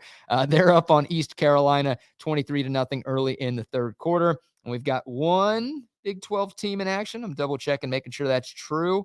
2 Big 12 teams in action. One of them just started. Iowa State just kicked off against Northern Iowa, 0-0 there. But Oklahoma, 45-0. Wow. They lead Arkansas State at halftime up in Norman. So a pretty impressive opening half to the season for Oklahoma. How about this stat line for Dylan Gabriel? 19 of 22, 308 yards, and 2 touchdowns in one half of football. Oklahoma was a big favorite. They weren't that big of a favorite. They are taking it to the Red Wolves of Arkansas State right now. So there's your scoreboard update brought to you by our friends at Moonshine Patio Bar and Grill. Definitely go say what's up to them. Yeah, and I'll say this, if you look at this Oklahoma schedule, it just is so fitting after the season they had last year. This thing is so easy for them to start the football season out. We'll see you at the championship game. We'll see you up in Dallas, and then we'll see you in the championship game. Yeah. What a way to go out for 2 teams in the Big 12 leaving to head to the SEC to meet in the championship game up in Dallas. That would be wonderful. Brett Yormark's worst nightmare. Oh, it would be. He's going to do whatever he can to make sure I want to see that happen happens. so badly. Me too. Yep. I never root for Oklahoma, but this year would be kind of fun to see a rematch between these 2 teams up in Arlington. And obviously, hopefully this one would go differently than the one we saw back in 2018. But you're right. Very easy schedule for Oklahoma. Even though they're coming off of a 6-7 season, they've got high expectations. Oh, yeah. Just like Texas. They expect to be at Jerry World in early December. Of course, we do too. All right, we've talked a lot about the offense. Let's get to our offensive player of the game, brought to you by our friends at Verde's Mexican Paella. Your pick, Buck. I will give you the floor here. The offensive player of the game prediction for you against the Rice Owls. Well, I'm going to make it real simple. If the leader of the team isn't going in game 1, how are you going to get to that championship game? So I expect Quinn Ewers to be the offensive player of the game. That's a pretty simple and easy pick, I've got to believe. I think he'll just do what he needs to do against this defense. Now, he can be sloppy and they can still win the game, but I expect him to be very sharp today. I expect him to throw for at least 4 touchdowns in this football game. I expect for them to run for at least 4.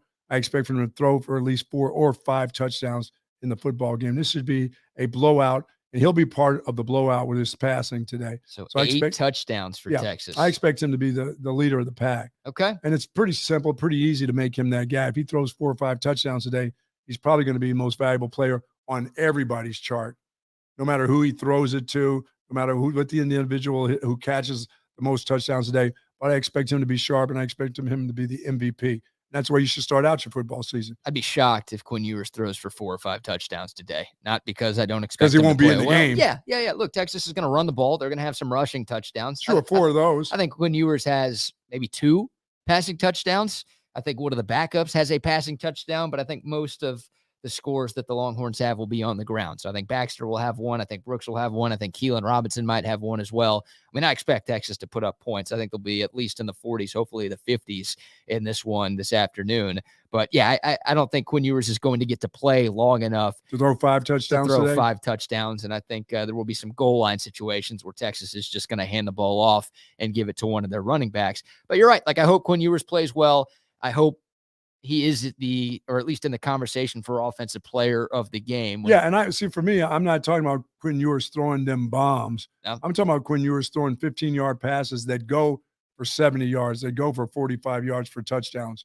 You know, I mean, I expect Xavier Worthy to have a couple of touchdown catches, A.D. Mitchell to be a part of that. Yep. But I don't expect him to have to or want to throw the ball in goal line situations. I expect him to have runs that are long too. There's going to be a lot of long plays today against this Rice defense. That's the hope. Those kids are going to get worn down. We didn't see enough of that last year from Texas, right? No. They tried so hard to make the bombs, as you like to call them, a huge part of this passing game. And it just felt like the chemistry between Ewers and Worthy just wasn't there, especially in the second half of the season. And it felt like, I don't know if this was Sark's play calling or if it was Quinn Ewers or if it was a combination of both, but it felt like when things started to fall apart for the Longhorns offensively, they would just take a deep shot and hoped and prayed that it would work. Of course. And they were throwing to a guy with a broken hand. Yeah, exactly. I mean, really? And that was weird. So look, you don't need to be doing that as much this year, but hopefully the success rate when Texas tries those deep shots is a lot bit higher than what we saw in 2020. And you've got more than one guy that can go and catch them bombs. Yep. I mean, Jordan Whittaker can get down there and catch them bombs. A.D. Mitchell can catch them bombs. You got guys that can come out of the backfield and do the same thing. So your target can't be that one guy every time.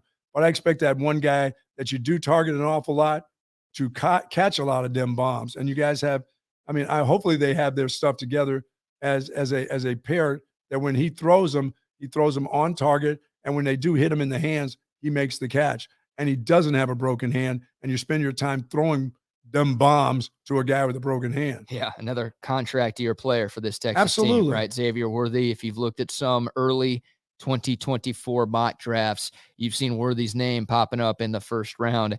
He's got to have a better year than he did last year to end up being a first rounder. Chatavian Sanders, let's not forget him as part of. You only get one. Hold on. You don't get to pick 5 guys as your offensive player. Well, no, I'm just saying he's going to be a part. When I talk about wide receivers, I almost talk about him as a wide receiver more so than a tight end. But as a tight end, find ways to get him involved early. And I expect this is the guy, because Xavier Worthy is one of the best route runners when it comes to goal line and scoring zone. His cuts, his in and out cuts.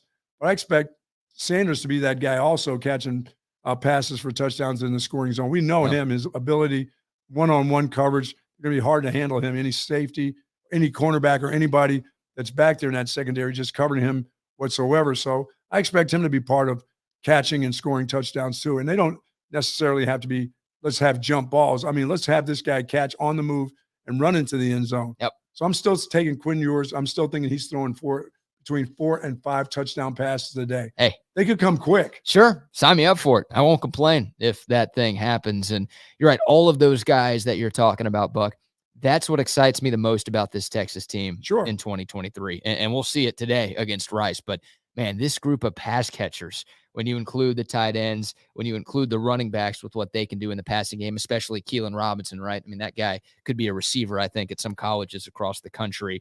They just have so many weapons. They didn't have that last year. No. And that's kind of going back to my point about when the offense panicked, they just chunked it up to Xavier Worthy and said, to hell with it. He's down there somewhere.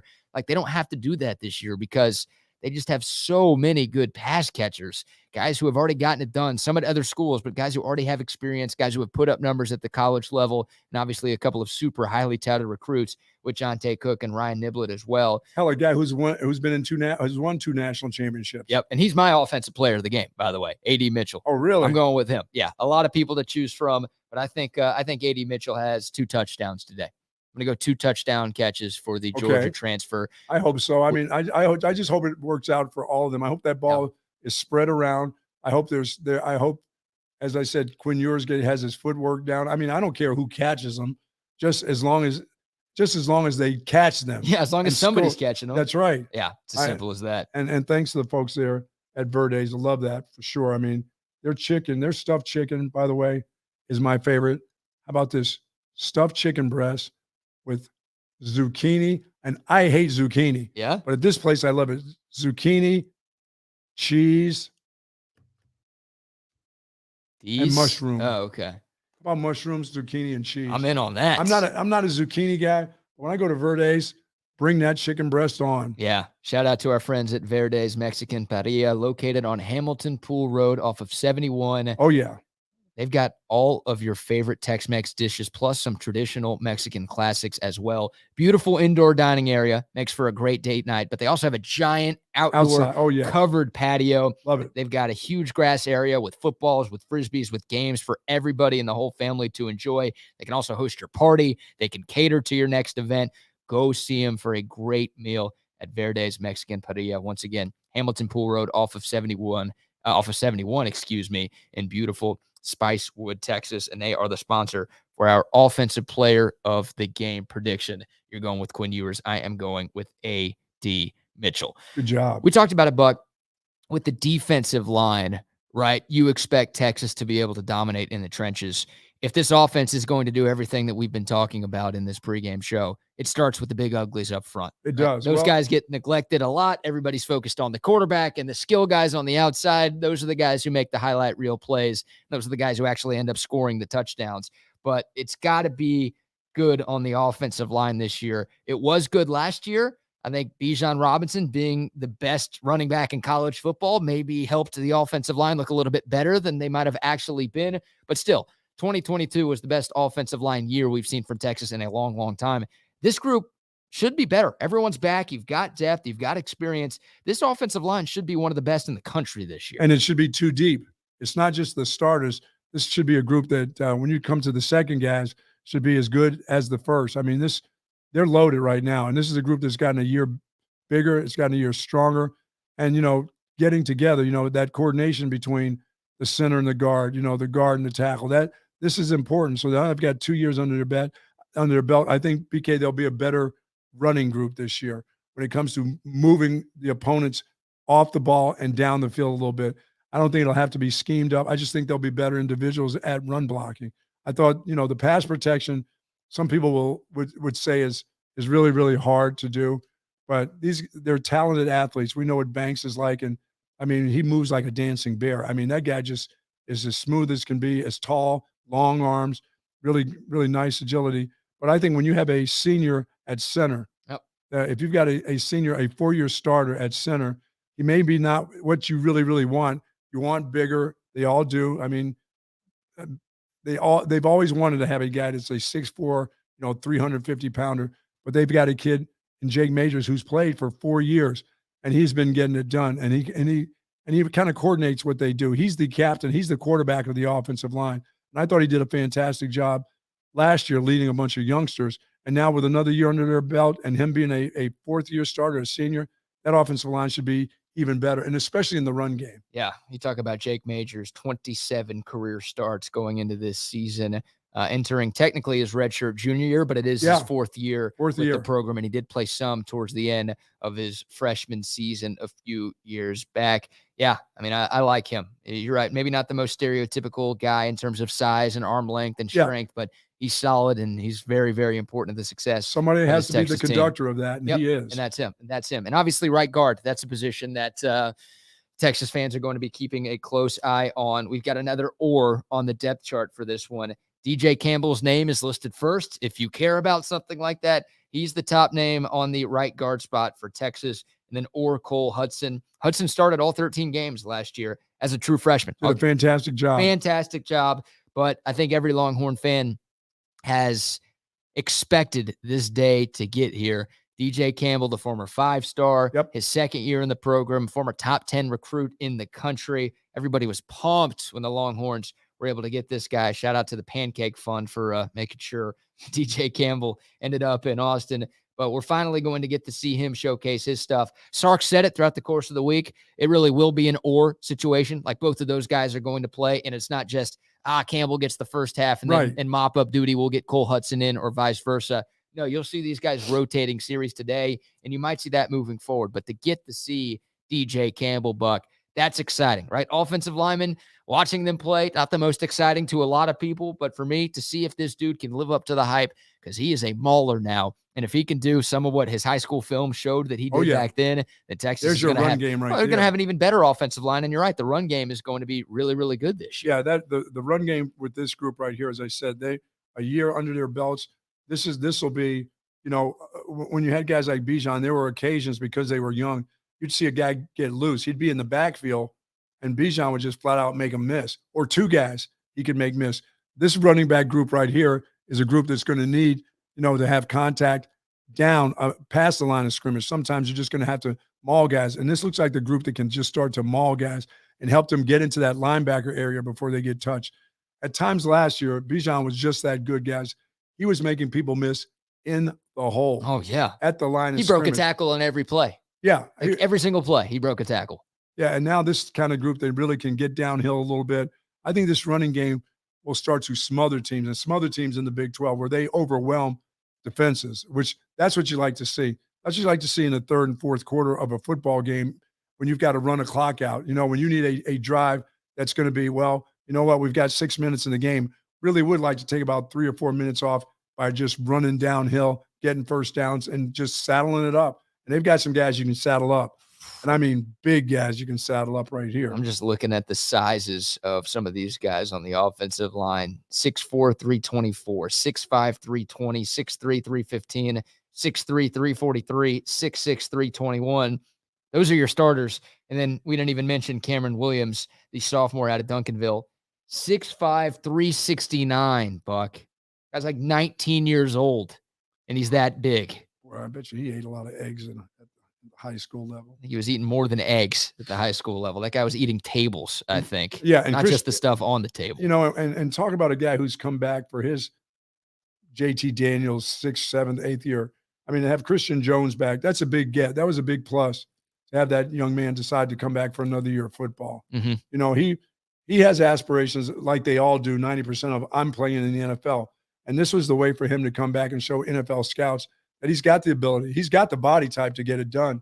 And if he has a good year, he'll get that opportunity. Yeah, absolutely. And you talk about experience with Jake Majors. I mentioned Majors has 27 career starts under his belt. How about 35 for Christian Jones? So, yeah, you've got some dudes on this offensive line, and I'm excited to see that bunch. And I'm looking at Phil Steele's position rankings. I've got the Bible in front of me. This is my favorite Bible after all. Sorry about that, Rabbi. But his offensive line rankings, he is Texas number 4 in the country. So that's a national guy telling you that he expects Texas to have one of the best O-lines in all of college football. That should be the expectation. I don't know if Texas has a top 4 O-line in the country, but Buck, I think they maybe have a top 10 O-line in the country. I'll buy that. And I think they should. Yeah, I think they probably should with how well Sark is recruited there. And once again, with all of the guys coming back from last year's bunch, it'd be a little disappointing if we're talking about offensive line issues, plural. Obviously, not everyone's going to have an amazing day every Saturday, and guys are going to commit penalties, and I get it. That's how it goes. But we can't be sitting here doing pregame every week talking about, man, I hope the offensive line plays better this week than they did last week. Yeah, it can't be one of those where I wish they had more depth. This group has plenty of depth now. You know, they've been for years and years, BK, if the starter was gone, this team really, really struggled. I mean, you were begging to find guys. You were making switches all over the place. But position to position, this team has backups that are capable backups that can go right in and get the job done. And yeah, they can intermingle some of these guys at different positions. But the starters for the starters and the backups at every position, from center to guard to tackle, right and left, they've got a capable backup that can go play football. Absolutely. And you don't have to start mixing a guy, take a guard, make him a tackle. They have the players now. They have the depth that they haven't had in years. Yep, I'm with you. I think this is the deepest team Texas has had since 2009, and hopefully the results this year are similar to what we saw in 2009. Of course, the last year Texas won a Big 12 conference championship. You talked about backups playing. Let's hear more from Steve Sarkisian. We'll go with cut 2, Brock. Somebody asked Sark point blank, do you plan on your backups playing a lot today against Rice? Here's Coach Sark. We're going to go play. We're going to play. Like we need to play. And, I think in a lot of the positions, we're going to roll a pretty fair amount of our 2 deep because we have to, from a weather standpoint, it's going to be in triple digits Saturday. No one knows exactly what the heat index will be on the field Saturday at 2:30, but I'd imagine, it's going to be up there pretty good. And so we're going to have to make sure that we've got a good rotation going at all the positions. Quinn's going to roll. Quinn's going to play. Hope he plays great. If an opportunity presents itself, we'll try to get those guys in, but more importantly, it's make sure we've got our rotation right at all the other positions and that we're executing and playing good football. Yeah. Quinn will play long enough to get those 4 or 5 touchdown throws that Buck's talking about to make him the offensive player of the game.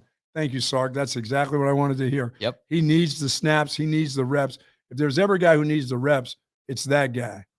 And what better way to get him than get him in there than on a hot, steamy dog crap day? Ugh, yeah. You go with the steamy dog crap again. Yeah. Can you find another metaphor to talk about how hot it is, please? Yes. You're talking about red rockets and dog crap today. What's your obsession with dog? Go to A&M if you care about animals that much. Reveille, what are you doing? It's going to be hot. It's going to be steamy out there, but he needs to play.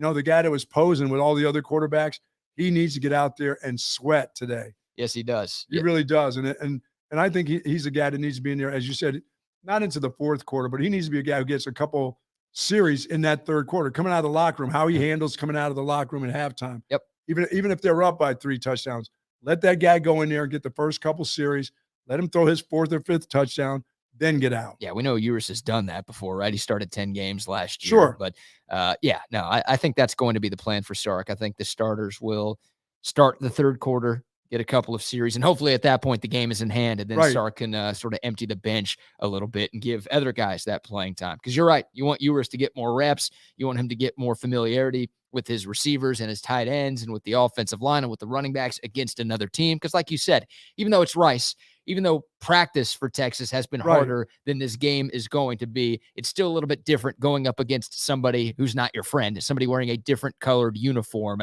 It's a little different. And so your you gotta mind make change sure and you're your there attitude too. when you come after sitting down in the locker room, after it's been hot, you go in there and have your Gatorade, you sit around for a little bit, how you come out in that second half.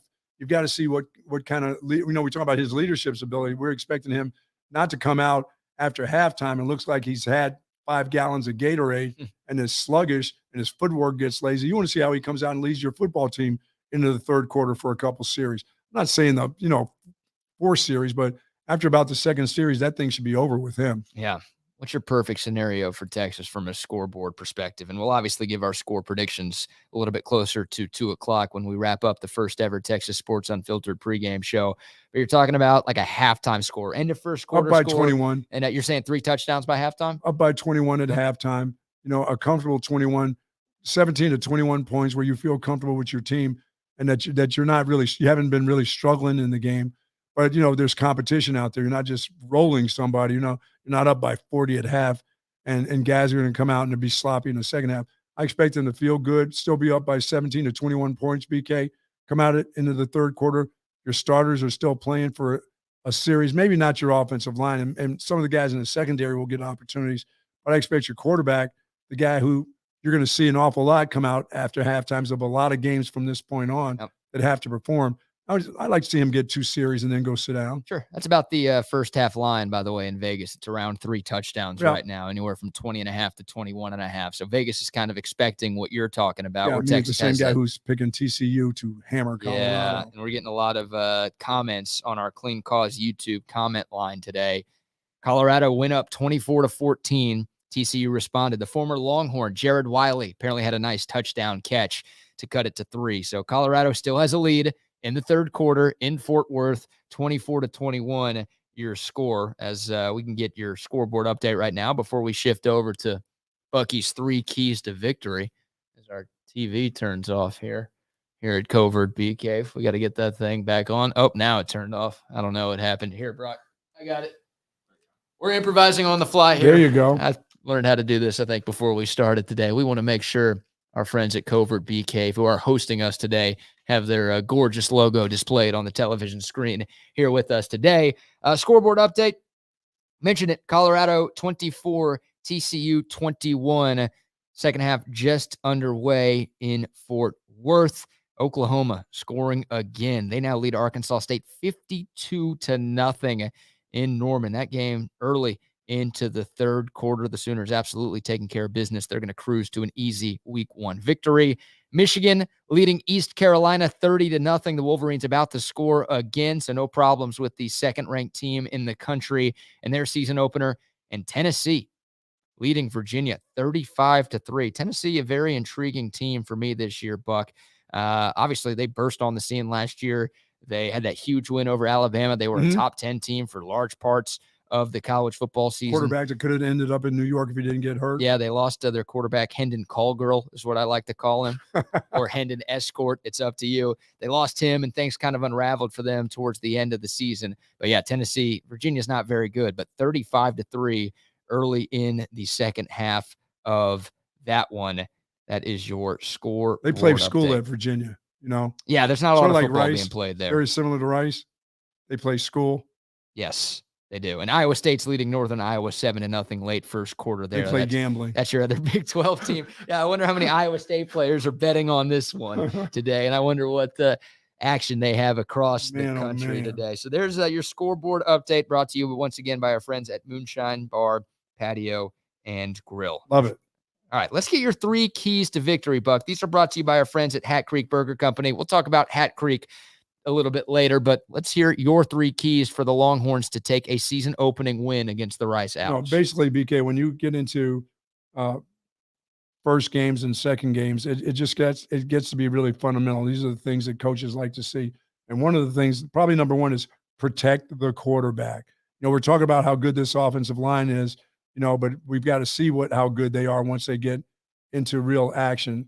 And you've got to protect the quarterback. You can't let somebody come free, hit your quarterback in the mouth, have him out of the game, because there's more games to be played than just this game. So number one for me in game number one is always to protect the quarterback. Number two, establish the run early. Texas needs to establish its run game early. I mean, yes, we like Quinn Ewers. We want to see him throw them bombs. We want to see him throw those mid-range passes where guys catch and run with it. But establish your run game. I mean, go into the game letting everybody know. Let everybody know in the Big 12 and anybody else that you play, we're going to run the ball on you. Yeah. That's going to be the first thing we want to do. And we're going to establish our run game. We're going to establish our run game early. And then it'll be there late for you in the fourth quarter. As I said, when you have to run the clock out, or when you need a 3rd and 3 or 3rd and 2.5, you won't be afraid to turn around and hand the ball off to one of these running backs instead of throwing an interception or throwing an incompleted pass. And number 3, I'm not going to say stop the run. I mean, there's like number 3 plus or whatever. Yeah. That whole thing, win the turnover battle, make Rice become a running team. They're going to probably throw a bunch of short passes and try that's going to be their trick 'em. Their trick 'em is going to be, let's get rid of the ball quickly. So make them a running team, be able to step up there, take away their short game passing, and make this group run the ball, because I don't think they make them one-dimensional. They can't run and win the football game. No. They just can't do it against Texas. And then the other outliers, win the turnover battle, protect the football. It's our football, not your football. Make the big play on defense, intercept it. If a ball's there to be intercepted, don't bat it down, intercept it. Yeah. But the 3 keys would be protect the quarterback, emphasize your run game and establish it early, and make this team one-dimensional, make them a running team. I like how you turned your 3 keys into about 30 keys. Oh, yeah. Right there. Well, that's the old coaching thing. Yep. Coaches always talk about, we want 3 things. We only want you to have, for me, goal setting is about 3 things, because I can't go past 3. Okay. But I can say about 8 different things. Yeah. And coaches like to do the same. We want 3 things, but we really want 12 things. Of course. Of course. I love it, though. I like those keys. I really do. Protect the quarterback. I mean, hopefully you protect everybody, right? You mentioned it earlier, Buck. Everybody's a part of that, because you can say everybody's a part of protection. The running backs have to pick up the blitz. The offensive linemen have to do that. The wide receivers have to run the right routes. So the quarterback, when he's ready to release the ball, he can release it. Yeah. He doesn't expect you to take 3 more steps when you only should take 1 more. So you're protecting him too by not letting him take that hit. So I don't expect Quinn Ewers to take a bunch of hits, but everybody's in charge of protecting the quarterback. It's not, when I say that, it's not just the offensive lineman. It's the wide receivers, the tight end. It's the running backs also. Yeah, he's your most important player. Yes, So don't get that dude hit. So keep him upright. Hopefully they keep him upright next week in Tuscaloosa as well. But yeah, Texas has avoided the catastrophic injury for the most part throughout fall camp. To me, today's game is an extension of fall camp. Yes. You can call it a little disrespectful to Rice, but to me, that's what this game is. It's kind of a preseason / tune-up game for what you have in store next Saturday against one of the best teams in college football. So keep your guys healthy. And I like that too. Establish the run game. Like, Texas should have no problem running the football today. No. I mean, they need to average at least 6 yards a carry I agree. against this Rice team today. And it should be Baxter, it should be Brooks, it should be Keelan, it should be Jaden Blue, it should be everybody in that Texas backfield that gets the chance to eat today. So I like those keys, man. That's a solid list.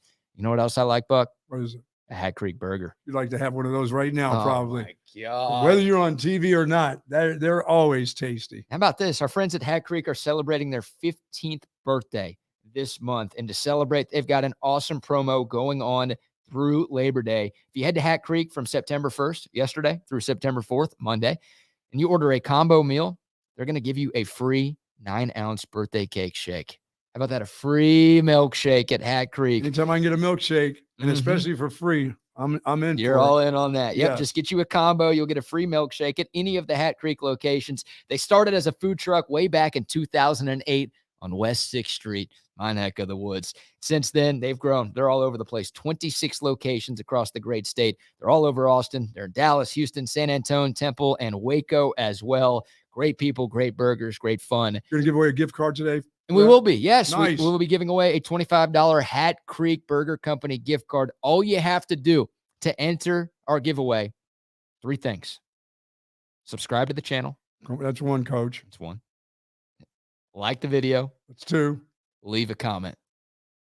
Okay, and leave us some money. Yeah, here to stretch it out a little bit. And no, that's it. Those three Those things. three, that's it. We're not doing coach speak today. Literally, Okay. those three things. We're going to announce the winners. We're going to be giving away that Hat Creek gift card and 2 passes to the Austin Duck Adventure. So you and your significant other, you and a kid, you and whoever can go on one of those great duck boat tours. We're going to announce the winners on Monday during Bucky and BK.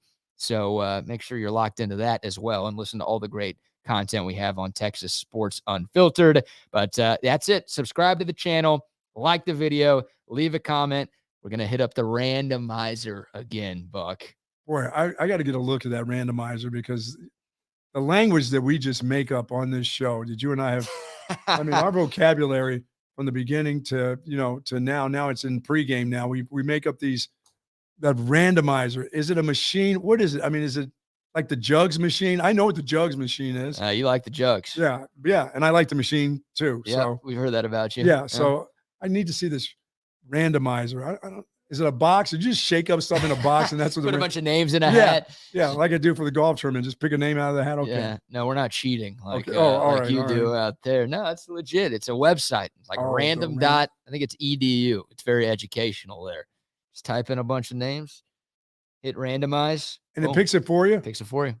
Sort of like the box you shake up with the tickets and you stick your hand in and pull them out. Except you don't have to. Especially your friends. Yeah. Oh, that's my friend. Yeah. You look at the name and then, nah, I don't like this guy. I'm throwing this one to the side. We don't do that. Everyone's got an equal opportunity to cash in on our giveaways. And who else is doing giveaways during pregame shows? I bet someone copies us and starts doing that now. Well, if you can hear them. If you can hear them too. Yeah. That's a concern with some other folks out there. But shout out to Hat Creek. Shout out to all of our great sponsors here on Texas Sports Unfiltered. This has been a lot of fun to this point. Buck, talking about Rice a little bit, you did just talk about their offense there.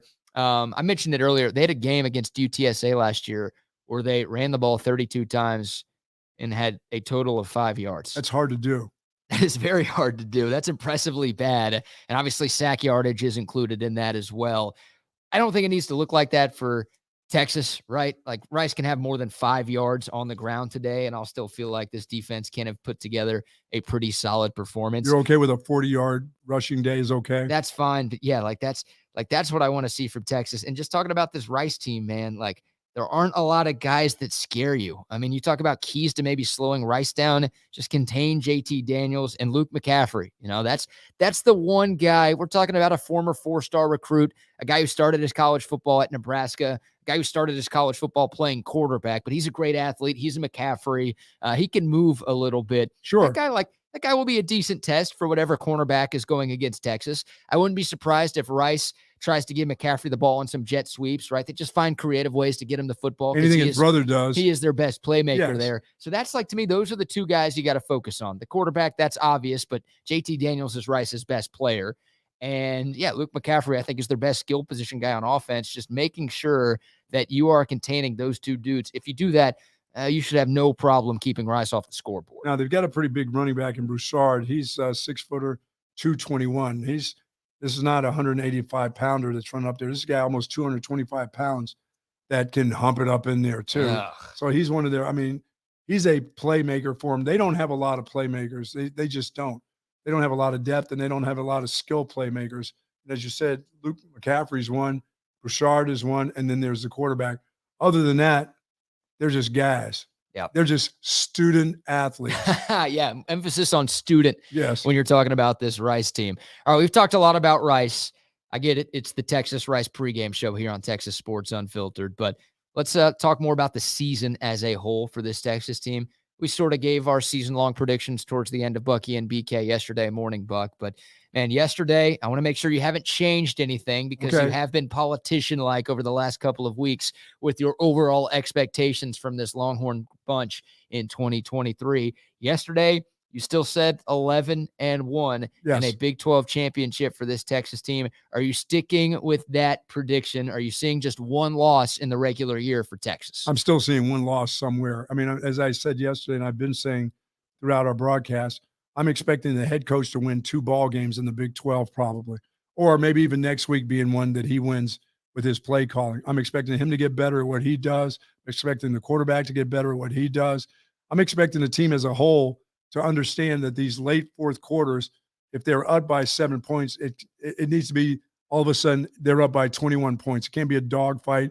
One more drive for another team gets a victory for the other team. I expect Sark to win 2 games, but I expect this team only to lose 1 game. There's going to be one game, one Saturday afternoon that they're just not up to snuff. They just don't have it. And the play calling and the execution of the plays is not going to be there.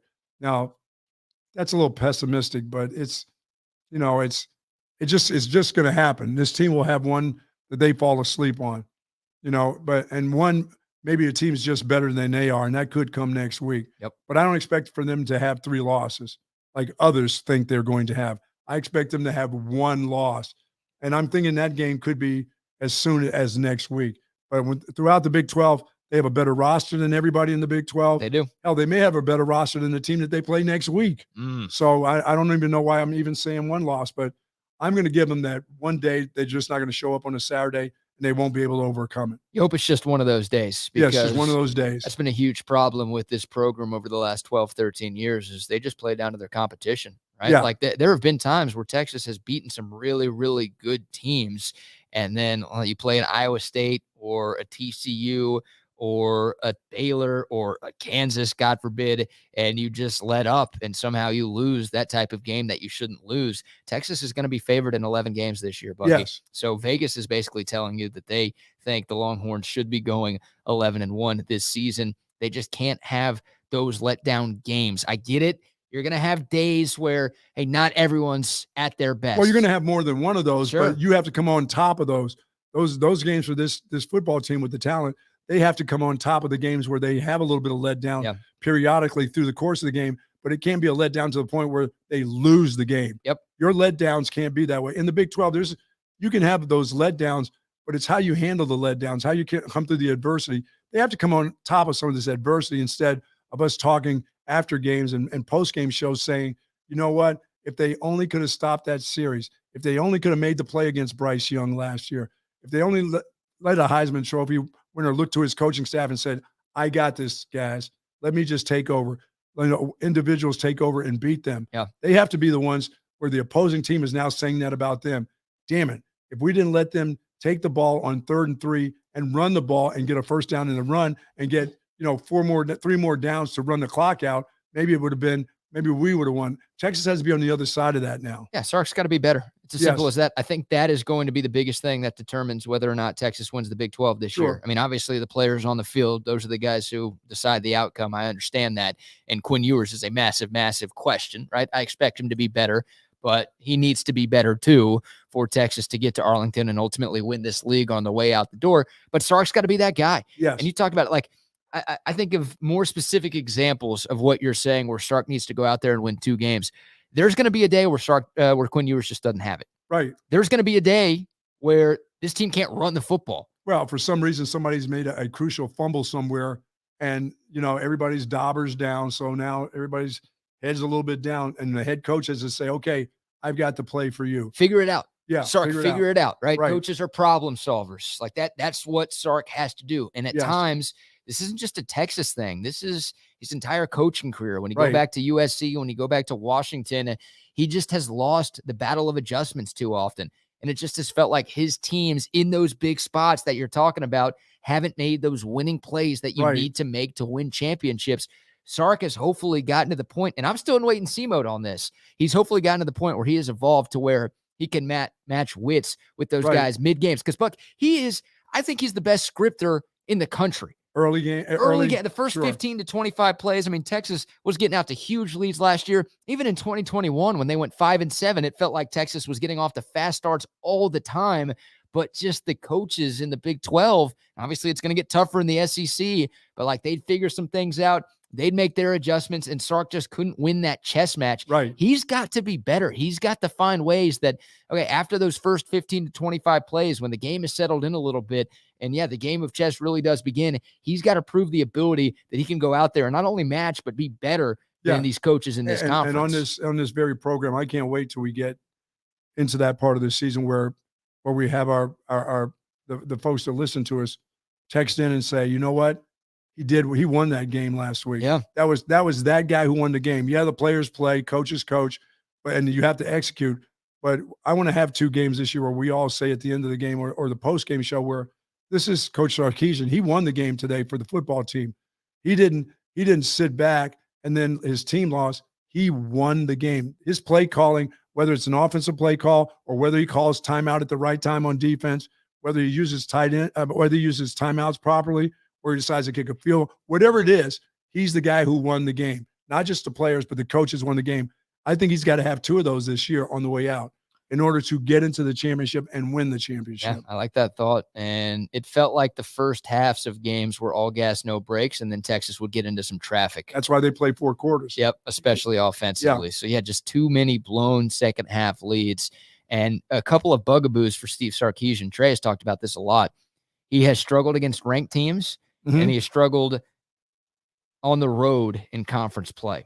If you're going to win a championship, like I know Texas only leaves the state twice this year. Right. And they only leave the state one time in conference play. That's their second to last game of the year at Iowa State, where all of those kids are going to be betting. Yes. Oh, man, just handing money around in the stands out there at Jack Trice. They're going to be on the sideline taking side bets with each other. Maybe some dudes playing Texas Hold'em or blackjack over in the injury tent. Making phone calls on the sideline with their cell phones. Calling up their cousins over there to play some live bets on the game. But still, even though Texas plays most of its road games in the state of Texas, right? The trip to Waco, the trip to Houston, the trip to Fort Worth, they have still struggled way too much on the road in the Steve Sarkisian era. And obviously the record for Sark is not very good. He's 13-12 in his 2 years here. But if Texas is going to win the Big 12, they've got to be better against ranked teams. Obviously, they'll get a test of that next weekend in Tuscaloosa, but they just have to be better on the road. Now, I understand the atmosphere and environment getting to the players. We are talking about college kids here. Now, this is a more experienced Texas bunch than what they had last year, so I think they should be better suited to win games on the road. But I felt like Sark got lost a little bit. Yeah, at times in road games. And that's another thing that's just been an issue predating his time at the University of Texas. He has to be a much better head coach for Texas. And this is not just a this year thing. Like, the coaches in the Big 12 are fine.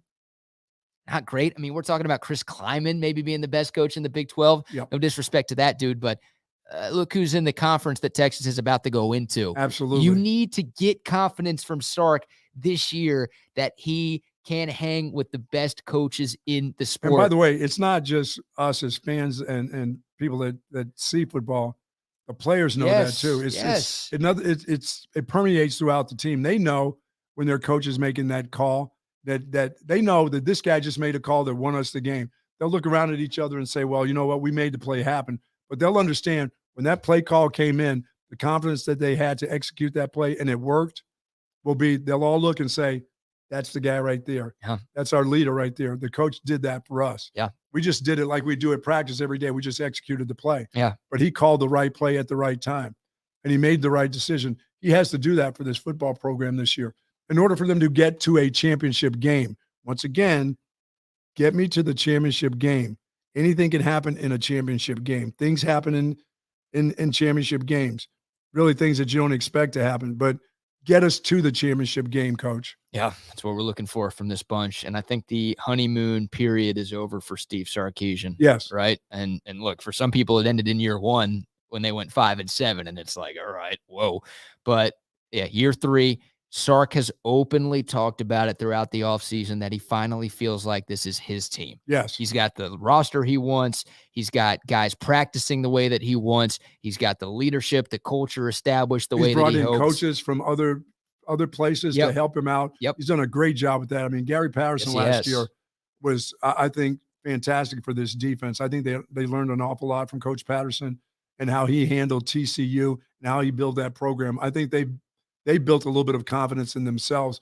And Kwiatkowski now can just continue to move forward with this team. This team should never be taking steps back now on defense. No. We shouldn't be seeing a Texas defense that all of a sudden, whether they go to the SEC or if they're playing in the ACC, it wouldn't really matter.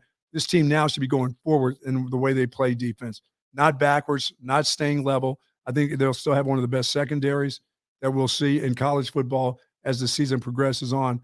But they're going to have some war daddies on that defensive line, and those guys are going to have to step up. And I think they will. Yeah. I think you'll see a defense that's hungry for not only pressures but sacks and turnovers. I think the success of this Texas team is multifold, but really twofold in terms of the record, right? Because you can be 9-3 and get to the Big 12 championship and win it. Hell, you might be able to be 8-4, right? Sure. Like if one of your losses is to Bama, 3 losses, you're flirting with disaster like Molly Hatchet, expecting to get to the Big 12 championship game with that. But, you could be a 9-3 football team and still get to Arlington. There will be people who are disappointed with that. Like, I think for some folks, it's not just, hey, win the Big 12 title. I think it's, no, win 10 games in the regular season and also win the Big 12 championship. And your prediction on wins and losses, you've asked me that. I have one. Are you still sticking with yours, or have you made a change and the Kool-Aid really tastes good? Not drinking as much Kool-Aid as you are. You've got the burnt orange around your lips right now from all of the Kool-Aid you've been guzzling this offseason. I'm still going 9-3, and that's more optimistic than I've been for Texas in a long, long time. I think they get to Arlington. I think they win the Big 12 championship, and I'll be fine with that. I want more. Of course, I want more. I hope your prediction is right, and I hope mine is wrong, but I don't have that faith in Steve Sarkisian yet. You're not there with the head coach. You're there with the players. You're there with the players. I think so. I mean, I've got questions, right? Like Quinn Ewers, I'm still, waiting to see exactly what he's going to look like. But no, this roster, it's the best roster in the Big 12, like you said. There's no doubt about that. And this is a 10-win roster that Texas has. I'm just worried. You go out there and you talk about Sark going out and winning a couple of games. Yes. I'm worried Sark's going to lose a couple of games because he did that last year. And he did that the year before. And he did that at USC. So, like, I want to think he's evolved in his talent. He's got more talent on this team than he's ever had as a head coach. Oh, you need to go to church on Sunday. Maybe that's the talent. You need to do. I don't go to church. Okay, you need to go to synagogue. You need to go. Well, if I had to go to synagogue, I wouldn't be doing the pregame show because our deal's on Saturday. Oh, sorry, that's right. That'd be a little tough for me to do. Dang it. But, hey. You need to go. I'll pray to whoever for Sark to be better this year. Hit your knees and start praying for sure. Oh, my God. Yeah, I'll pray for some wins this year. But, 9-3 is where I'm at. I still feel like this is a Big 12 championship team, though. And, hey, hopefully they can get to 10. Hopefully they get to 11. And hopefully we're talking maybe about a playoff appearance at the end of this year. Your expectations of today and in this secondary, seeing an awful lot of young kids play. Yeah, I want to see this kid Malik Muhammad. I mean, I'm hearing about him all summer long and the way he plays cornerback. I'm looking forward to seeing that guy get on the field and perform. Now, I love the Brooks kid from last year. I thought watching him in the bowl game, he became of age. But I want to see some of these young, skilled freshmen get an opportunity to play today. And I think we will. And cover. And they should be able to cover these guys. I mean, they should be able to cover these kids. Absolutely. We've got about 8 minutes left in the first ever Texas Sports Unfiltered pregame show. A reminder, we will have a postgame show. Trey Elling and Kevin Dunn will spearhead that. They will take all of your comments and questions, and they will obviously give their thoughts, observations, and takeaways from Texas and Rice. Hopefully they're talking about a easy, comfortable blowout victory for the Longhorns to open up the 2023 season. But, Buck, we've got to give our score prediction, and that's brought to you by our friends at Paul's Motorworks. They're awesome. They are awesome. 22-22. I love Paul. Yep. They've been providing complete foreign and domestic automotive repair in Austin since 2000. They specialize in BMW, Mini Cooper, Mercedes, Audi, Volkswagen, and Porsche. But they do so much more than that. That's where I go to get my oil changed. They can change anybody's oil. Yep, they can do that. Yeah, if you need just basic car maintenance, they've got it. But also, if you need car repairs, if you got a nice vehicle out there, they're the best at what they do. Awesome people, big Longhorn fans. They're fans of us. We're fans of them as well. Check them out online for more, pmwaustin.com. Bucky, your score prediction for today's game. Well, if Quinn's going to throw 4 to 5 touchdowns, they're going to run for at least 4. They probably should run for at least 8. They should run for at least 8? They should run for at least 8 touchdowns. They can be in position to run for 8 touchdowns. Well, I've had a player that done that in one game. So Howard Griffith. That's right, still holds the record. So you're talking about 8 rushing touchdowns and 4 passing touchdowns. No, I'm talking about a total. Let me just give you a total of 63 points. Okay. The University of Texas. 12 touchdowns is 84 Yeah, points. I understand. No. You're not calling for that. No, I'm not calling for that. I think Sark will call the dogs off by then. Yeah. I mean, you'll see the water boys going out there and playing. He won't do that to Rice. He's a classy dude. He wouldn't do that to anybody. I would say 63-14. Okay.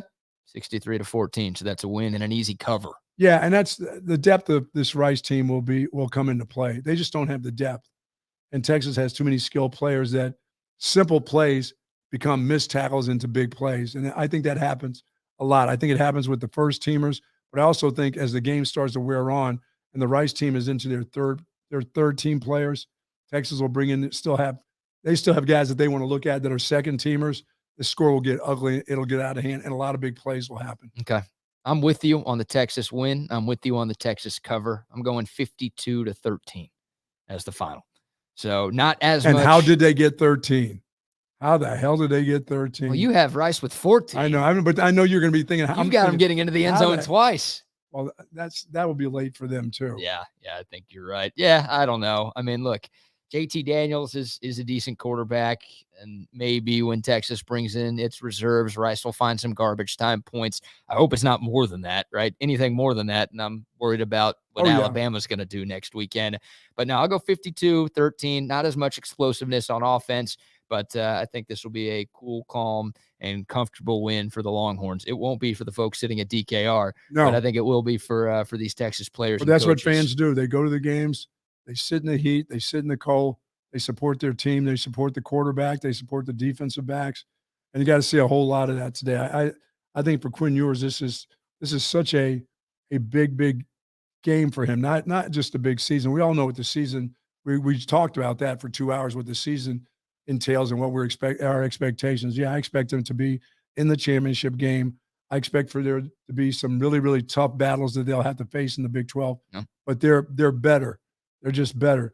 I'm like you. I have faith in this coach in his third year, but I see the progress in what the coach is doing as a coach and the people that he's bringing in and the people that he's kept. I mean, he's lost a wide receiver coach. He brought in another good wide receiver. He's lost a running back. He brought in another running back and a skilled running back coach that's played the game of football at its highest level. Mm-hmm. So I've seen the things that he's done around him to make himself a better football coach. Now it's got to be game day with him. What does he learn from the other coaches that are around him? It's not just the one coach. It's not just your head coach. It's the coaches that are around you that make you better, and those are the assistants. Yeah. Have they made him a better coach? And I think by year 3 and what we're seeing in the recruiting of the University of Texas, that this coach, the skilled players that he has, and, I make just when I say, eventually the talent will outweigh the coaches. If you keep bringing in 5 stars, some of your bad coaching will get outweighed by just the talent that you have on the football field. Well, they're getting to that part too. So as I make light of it, I still in the back of my mind believe this. You don't win championships with a bunch of 3 stars. Right. The kind of 5 stars that he's recruiting, eventually some of the mistakes that you make, they'll overcome your mistakes. They just will. That's how good the players will be. That's the hope, because Texas has had talent in recent years and they haven't been able to overcome coaching deficiencies. Yeah, well, I think that he's learned a lot. Yep. And I think we'll see the growth of this head coach as he moves on into the SEC. Yeah, it's a great coaching staff that Sark has put together. Yes, right? he has. He's done a much better job of hiring assistants than Tom Herman did and then Charlie Strong did. Sure. Sark has clearly put a big emphasis on making sure that he can get some of the best assistants from around the country. He obviously brought a bunch of them in from Nick Saban's staff at Alabama, but the Tashard Choice hire at running back coach, that guy's been a recruiting wizard too. He's been awesome to have on staff for a number of different reasons. Chris Jackson, Sark's first wide receiver coach didn't work out too well. Brings in Chris Jackson from the Jaguars out of the NFL, and that one has really worked too with the talent that Texas has there. Those guys are really, really good. So yeah, Sark's got good people around him. Mm-hmm. Hopefully they elevate Sark a little bit. That's what we're looking for this year. And hopefully that will turn into a really, really successful season for the Texas Longhorns. Where are you watching the game today, Buck? On my couch. You going home? Where I have my bathroom. You're going to watch Coach Prime and company pull off this upset in TCU? They're 31-28. Colorado with the lead. Are we late? Getting close to the fourth quarter. Or just getting close to the fourth quarter? Mm-hmm. Oh, this is where they get beat by 3 touchdowns. This is where TCU scores a bunch. God, come on, man. This Coach Prime, they're hanging. Well, that's good for him. That's good for Colorado. That's good for that program. And it's good to see those players rise to the occasion, because I didn't think they would. I thought that program was going to take a couple of years. Yeah. And I thought the way he went about it was going to be tough on the players and tough on, former alums.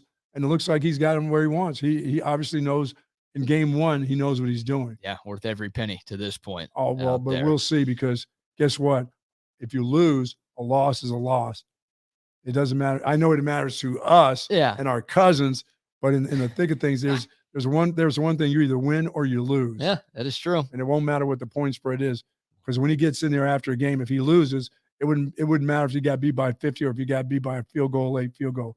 You're not going to like that as a coach. It matters to your cousin, though. But it matters to your cousin. Yes, That's exactly does. right. Yes, it does. All right, that's going to wrap up the first ever Texas Sports Unfiltered pregame show. Shout out again to our friends at Covert BK for having us out today. This place is gorgeous. They basically gave us our own studio here, man. It is awesome.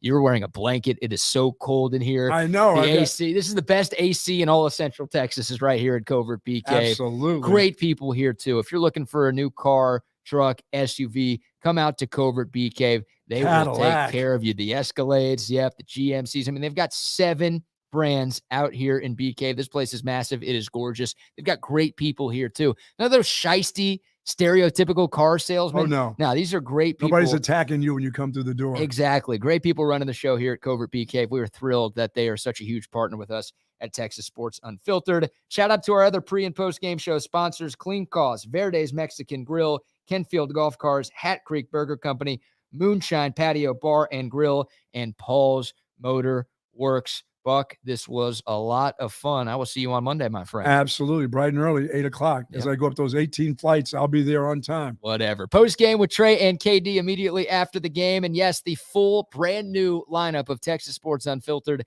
gets rolling. We'll be live from 8 to 5 every Monday to Friday, starting on Labor Day. Yes, I'm a horrible boss. I'm a jerk. I'm making everybody working on Labor Day, Monday. That's going to do it for us. Shout out to everybody. Thank y'all so much for watching, for listening, for commenting. Special thanks to Brock for being our on-site engineer. Thanks to Trey as well for helping set up. For Bucky Godbolt, I am BK Brad Kellner. Y'all stay safe. Y'all stay healthy. And hook 'em.